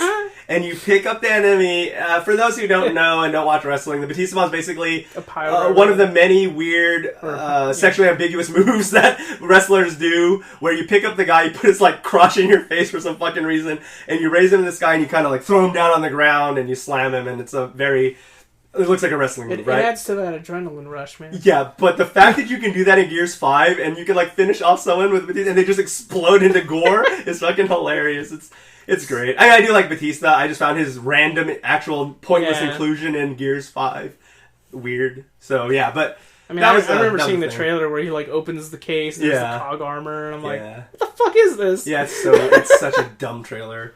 And a dumb idea, but now it's cool because Batista bombed the fucking horde, or not the horde, the whatever the fuck they're called. Is it still the Locusts? The Locusts, or whatever the fuck they're called, yeah. I don't know what Gears is up to. Now, this is going to be really... Now, I know you said you don't really play modern games, so this is going to be, like, a weird question, but I do have to ask it. Any experience with either Gears of War or wrestling, maybe? Maybe watched wrestling growing up, or even know who Batista is? I did watch wrestling, actually. I was a huge fan of wrestling in, like, the mid-90s, but I don't know anything about Gears of War. Okay, fair enough. And a lot of people don't. Even modern gamers now, if you've never touched an Xbox, you can't know about it. Unless now, lately, they've been releasing them on PC, so maybe you're a PC gamer. I mean, I honestly don't know if you're really missing much. I feel like Gears 2 was, like, the pinnacle. It was the pinnacle. That was the peak. Apparently, Gears 5 is really good, or 5, is apparently really good, but... But Yeah, Let's see. Right, so a rumor for the Mario 35th anniversary, I believe, is what's coming up. Crazy to think, but for the celebration of that, allegedly, because of some trademarks that were made recently, we talked about this in the past, the trademarks. Yeah. Apparently, we may be seeing a equivalent to, for those of you who ever played Super Mario All-Star on, I believe, Super Nintendo, it was a compilation of some of the best Super Mario games all thrown together. Yeah. So apparently an All-Stars 2 might be on its way, which is supposed to have Super Mario 64, Super Mario Sunshine, Super Mario Galaxy, and Super Mario Galaxy 2, which are incredible. Especially Sunshine is such an underrated gem. Yeah, I've always wanted to play that one. I watched my stepbrothers play, but I personally never got to play it. 64 is one of the... In a world where bad 3D controls and bad 3D graphics plagued the world, Super Mario 64 somehow comes out and still was great. It's still a little weird that camera angles are dumb, but it's really good. So I'm very curious. I hope this collection does get confirmed for Switch, and it would be great. I think that everyone should play 64 at least, if you didn't buy the 3DS port at the very least. It was the most modern time it was released. But especially if you have not touched Sunshine or Galaxy 1 and 2, oh my god, those Galaxy are great. is really They're good. so good. And of course, Rosalina, my girl, that's what she came to be, is the Galaxy series. So, yeah, I think it should be worth checking out. Now, I'm assuming you've played the classic Marios. Any experience with the with the 64 or GameCube Mario games, Amanda? Well, the 64, I played Mario RPG. No, I'm sorry, Mario. Well, yes, I played Mario RPG, but that's not what we were talking about. Mario 64. Like, what's it called again? Yeah. Mario 64. That was the first 64 game I played. We had a 64 growing up, and I remember being so hyped about the 3D. And I literally ran around the outside of the castle at the very beginning of the game, learning how to jump and stuff, because it was so fun to like go and then jump in the water and then out of the water, and then it was just so cool. It was revolutionary. So I do remember that one. I never played anything really past that though, unfortunately. Okay. So I am still lacking on a lot of the stuff. Like, actually, I never played Paper Mario. I've seen Paper Mario, and that looks awesome. I'm like, how did I miss out on this game? Yeah. I never played Mario Galaxy, Mario Sunshine, none of that. So I would love to try one of these days because I love Mario games. Yeah, they're consistently good. I really do. Yeah, they're usually pretty good. And Josh was saying, and I think that we all have this on our heads, that we would love to see a modern port, at least a port. Obviously, I don't know if it'll ever be made of Super Mario RPG. But the problem, of course, being rights and the fact that the people who own the rights are pretty much dead. The company doesn't really exist, and Square Enix doesn't even have the rights to Super Mario RPG either. Yeah. So it's just that's interesting. I did not know that. I was wondering who did, since it was a collab with Squaresoft and Nintendo. Yeah. Because that would be neat. It would be nice to see like a collection with Mario RPG and Paper Mario. That would be great too. Yeah. Because those were really good. That'd be cool. Because, I mean, essentially Paper Mario was somewhat like the successor to it, right? Yeah, it was. Yeah. It was basically the successor to it. Let's see. We talked about Death Stranding for a bit. Hideo Kojima Studios is currently shut down because one of the staff members did test positive for COVID-19. So my gosh. So in safety, they went ahead and shut down the whole studio, and everyone's just, on furlough right now, so we'll just see. We don't know what they were working on anyways. The big tease before all this was that Silent Hills, under a different name, was still going to happen with the Reed man himself. Apparently they did get along really well. Reed, and of course Del Toro, of course, is also really big friends with Kojima. So it looks like they were basically going to try their hand at making legally distinct Silent Hills. But so that could have been the next project, which would have been cool. So we'll see. I'll tell you, that PT demo, ever legendary, not even being a real game, as being one of the scariest fucking things I've ever experienced. Yeah, me too. Rip. It's gone now. Yeah, so even though I wasn't too hyped about Death Stranding, I would be excited to play that. Mm-hmm. I think that was probably another reason why, because I can be pretty bitter at times. Yeah, for sure. You were like, I didn't want this Death Stranding shit, I wanted Silent Hills. Yeah, I wanted Silent Hills. They literally used the same director and staff from Silent Hills. Yeah, it was literally the same crew. Del Toro and Reedus, and then moved it over, It's like, no, I can understand I wanted spooky shit, not Norman Reedus with a baby. Yeah, that game does get pretty spoopy too, but a different kind, Outer Worlds, of course, was delayed because the studio that was... the Outer Worlds on Switch was delayed because the studio based out of China was... the peak of COVID there was shut down, so they couldn't work on the port. So it was delayed. They have said that it is going to be coming out in June now, so there is that. I believe it was originally going to be an April or May release. Now it's June, so that'll be coming out. Outer Worlds, one of the finest modern RPGs from Obsidian, those who make Pillars of Eternity, Fallout New Vegas. Anyone who's craving a Bethesda-like RPGs, but with a good story and good character development, boom, they got you. So Outer Worlds, if you're missing your Fallouts, having something good in it, because Fallout 4, and especially Fallout 76 was a big piece of shit, Outer Worlds, good way to go. So that's nice that the Switch people will be able to go.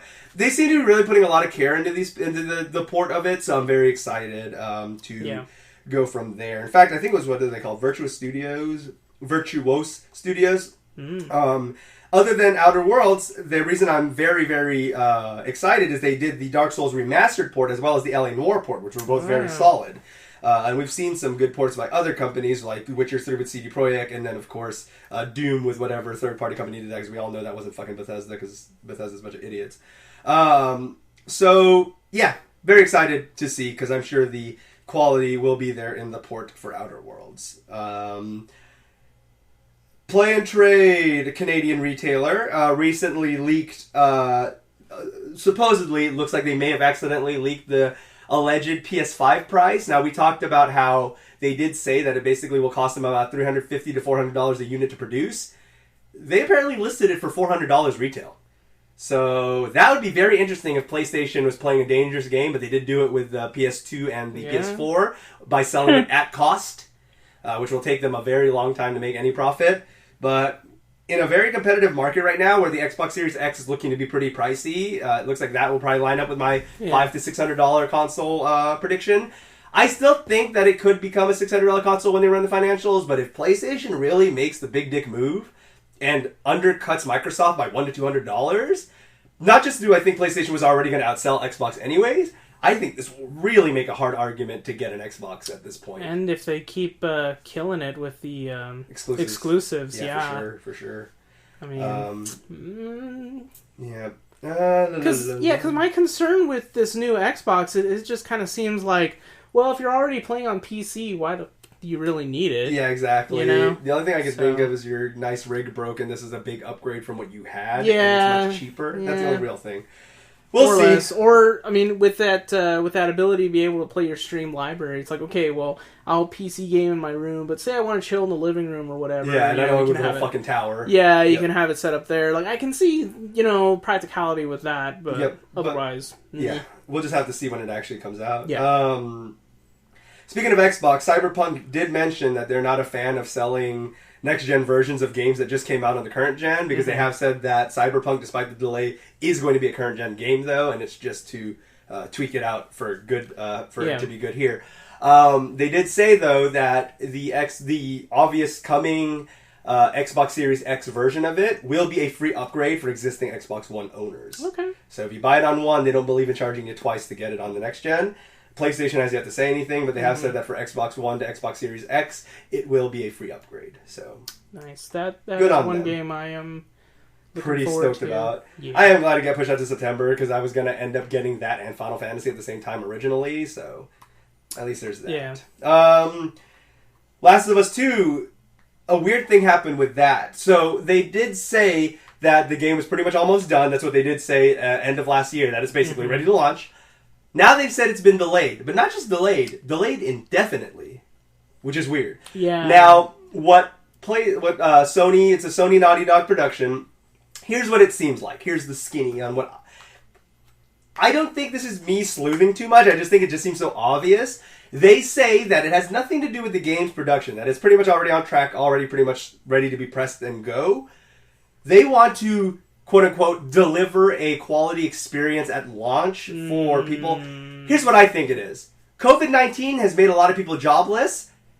If Last of Us 2 doesn't sell like blockbuster numbers like Last of Us 1 did, it'll be seen as a fluke and prove people like me right who think it's unnecessary. So I think Sony just wants a banger launch. I think this is all it really is. Yeah. They phrased it again, quality launch experience for the people, for the players. Wouldn't now be a good time then to go ahead and give me Last of Us 2, because I think that like I need games to play right now? Or do you want it to sell like millions and millions at launch? That's what I think it is. I think they're worried about a lot of people worrying about COVID more than games right now, and they're just worried that it's going to affect the numbers. I mean, Animal Crossing had a successful launch on a limited console release during COVID. But it's Animal Crossing. Oh. Last of Us is not that good. Last of Us is not that good. Good thing John's not here. Yeah. Last of Us is one of the most overrated narrative experiences. It's not even a game. Mechanically, the game is a piece of shit. It just has a good story. If I wanted to experience Stanley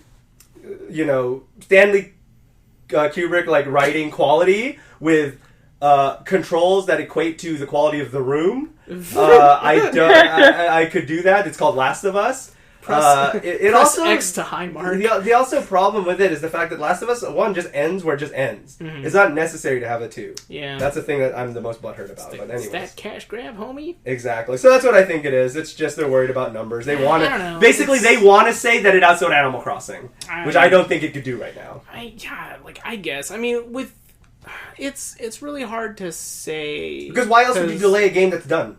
Yeah, like I have to think it's either that or it's like they're probably covering it up because maybe there are some bugs or kinks they need to iron out. I mean, yeah, like I get that we are in some tough times where money is a bit tight. Yeah, I don't know. It's because we're talking about Nintendo fans versus Sony fans, and Nintendo fans are hell more loyal for sure. As well, we had the Final Fantasy fanboy. The PlayStation fanboy who didn't know that Final Fantasy was on PlayStation.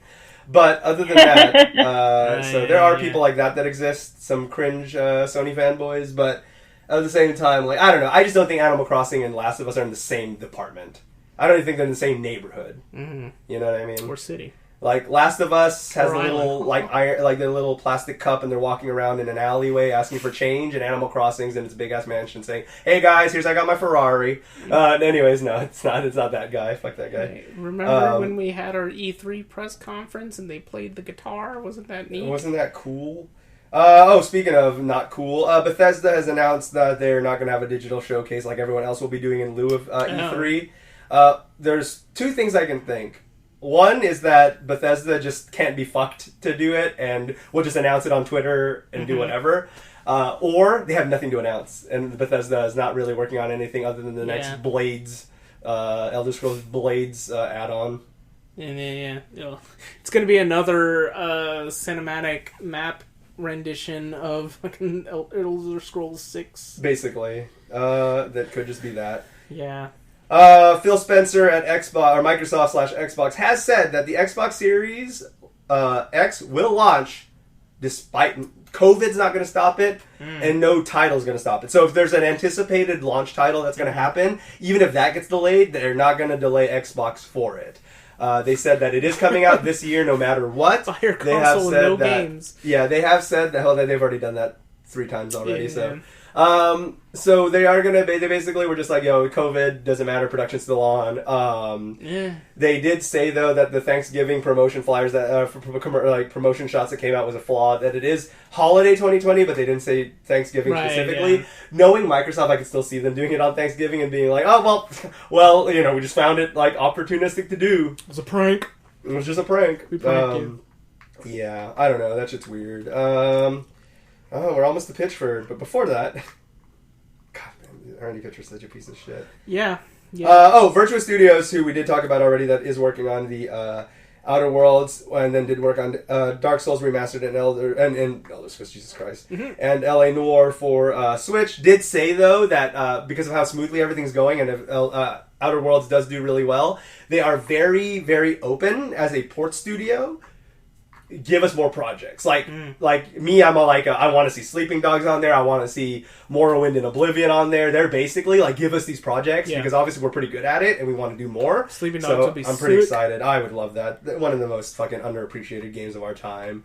Always comparing it to GTA when it is leagues better than fucking GTA ever was. So there's that. Anything else? I don't want to accidentally miss out on anything I wrote down. No, that looks like it. So let's get into our main topic. Before we do, remember you can write us at disconnectedcastmail@gmail.com. Once again, that's disconnectedcastmail@gmail.com. And we will go into the main topic, which is, we talked about Randy Pitchford had disappeared for a while. If anyone knows, Randy Pitchford is the CEO of Gearbox, a known liar and con man, and factually a magician. So there is that. He owns a magician company that he holds above Gearbox. So the parent company is his magician company that owns Gearbox. So there is that. Curious priorities. His main thing is the fact that he is a magician. So there's that. Then he's also the CEO of Gearbox, who made games like Borderlands, Duke Nukem Forever, and Alien Colonial Marines. So there's that. Obviously a great track record. Oh, they also did Battleborn. Fantastic.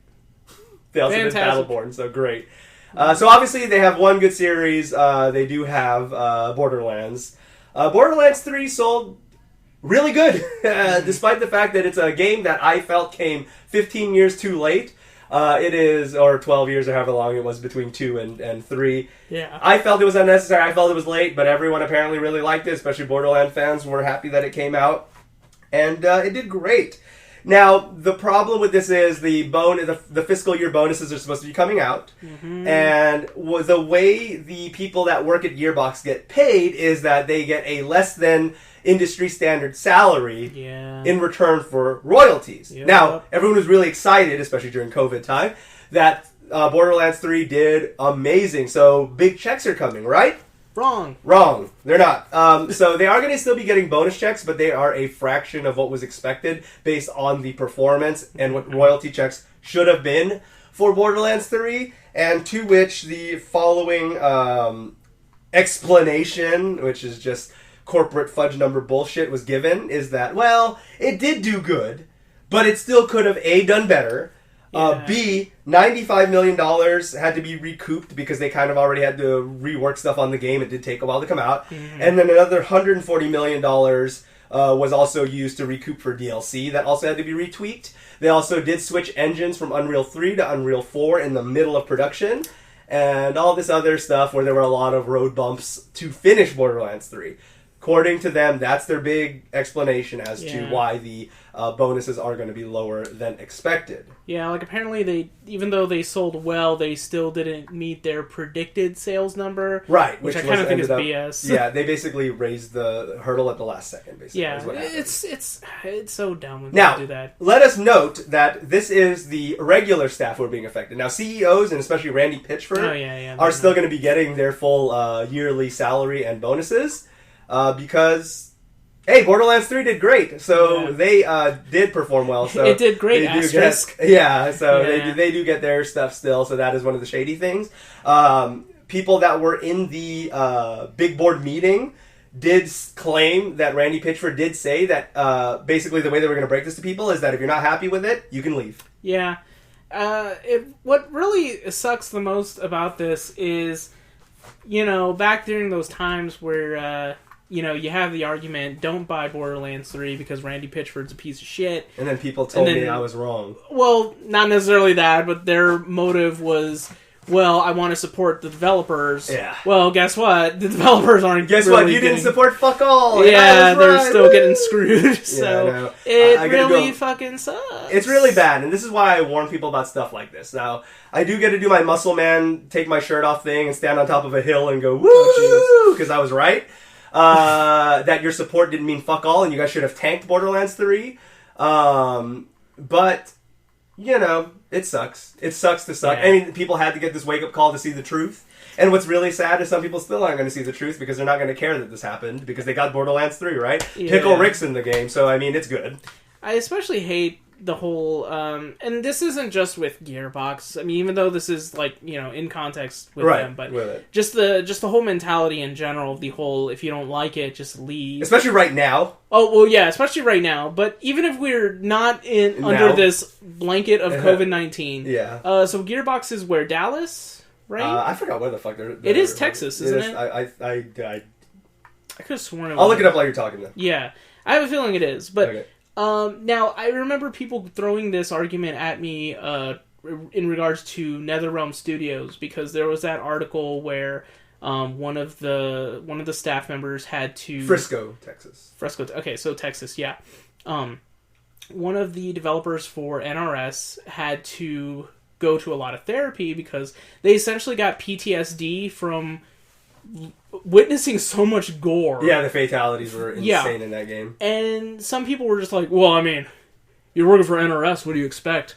Just, go elsewhere. And it's like, if you're in Chicago, which is where NRS is at, and you're just in the Midwest, and you want to be a game designer, game developer, or whatever, you want to work in that industry, that's going to be the nearest place for you to go. Yeah, right? Unless you relocate to fucking Dallas and work for Randy Pitchford or otherwise. And so, as I thought, Gearbox is in Texas. Like, how many other game studios are in Texas? Not really many. I mean, there's a few in Austin and whatever, but not as big as Gearbox. Yeah. So, yeah. And it fucking costs money to move out of state. And then you go out of state, you're practically starting all over, Yeah, it's not easy. For sure. No, I agree. It's a load of BS. No, it is. And the fact that that's his, fucking crybaby response to the fact that, people don't like it, then you can just leave. This is my company. Mm-hmm. This big... He's always known for being a big fucking crybaby, but this is just, to the pinnacle of it. Now, something funny that has reared its funny head again, during all this, because it kind of got dug up because of it, is Freddie Wong, for those who don't know, Rocket Jump Productions does a lot of hilarious fucking video edits and stuff like that. Got big on YouTube. He hosted his very first and very last award show a while back in 2014, I believe. It was some time ago, yeah. It was a DICE award show, and basically he co-hosted it with Felicia Day, and when they were going to introduce Randy Pitchford to reveal the next game or whatever the fuck Randy Pitchford was going to do, or maybe present the next award, but they were calling it up for something. And basically Freddie Wong goes, Well, he's the head of Gearbox Studios. They finished Duke Nukem Forever, and they almost finished Alien Colonial Marines. And it's just like one of the biggest slights you could give at the time because there was so much controversy with Alien Colonial Marines. For those who don't know, Alien Colonial Marines was not just a big lie, but journalist Jim Sterling was one of the main figureheads of pointing out all the facts back then when he was still working at Escapist or Destructoid.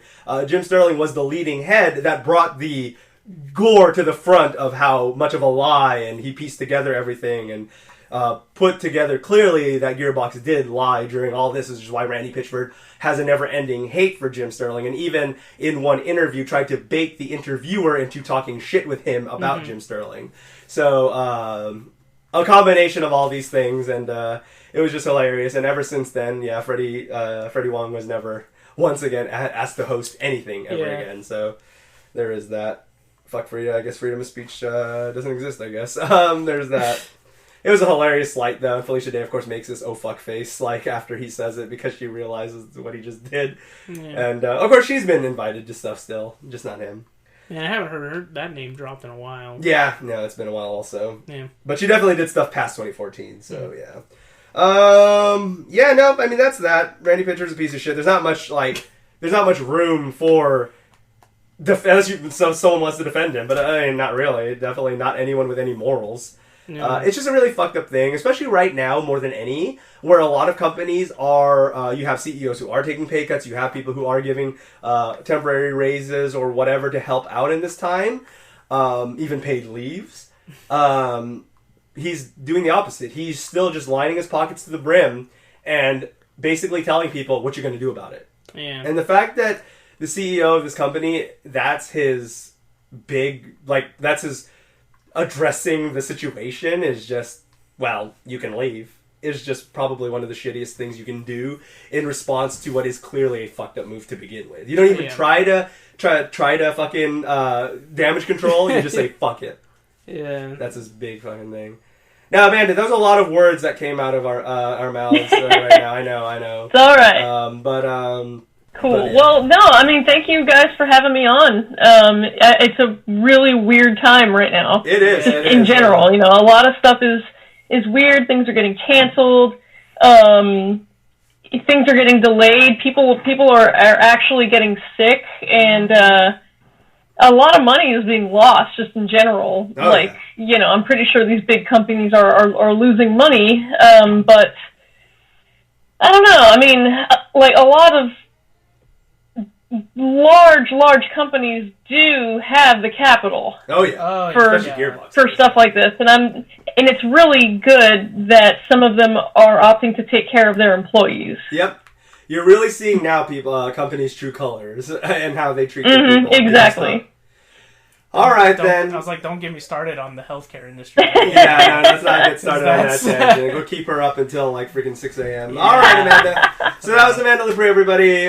She's andrewwk, part of oh god, I forgot. I blanking out on the band name. Descendants of Erdrick. Thank you, and of course her own solo stuff, singer-songwriter. So if you ever see her, go out there, support her. We're gonna link all her stuff down below, so that way you can find her stuff, support her. Support all your artists right now, especially during these trying times. And until next time, we will see you guys every Monday at 11 a.m. Central Standard Time. And until the next episode, we will catch you guys then. Until then, see ya.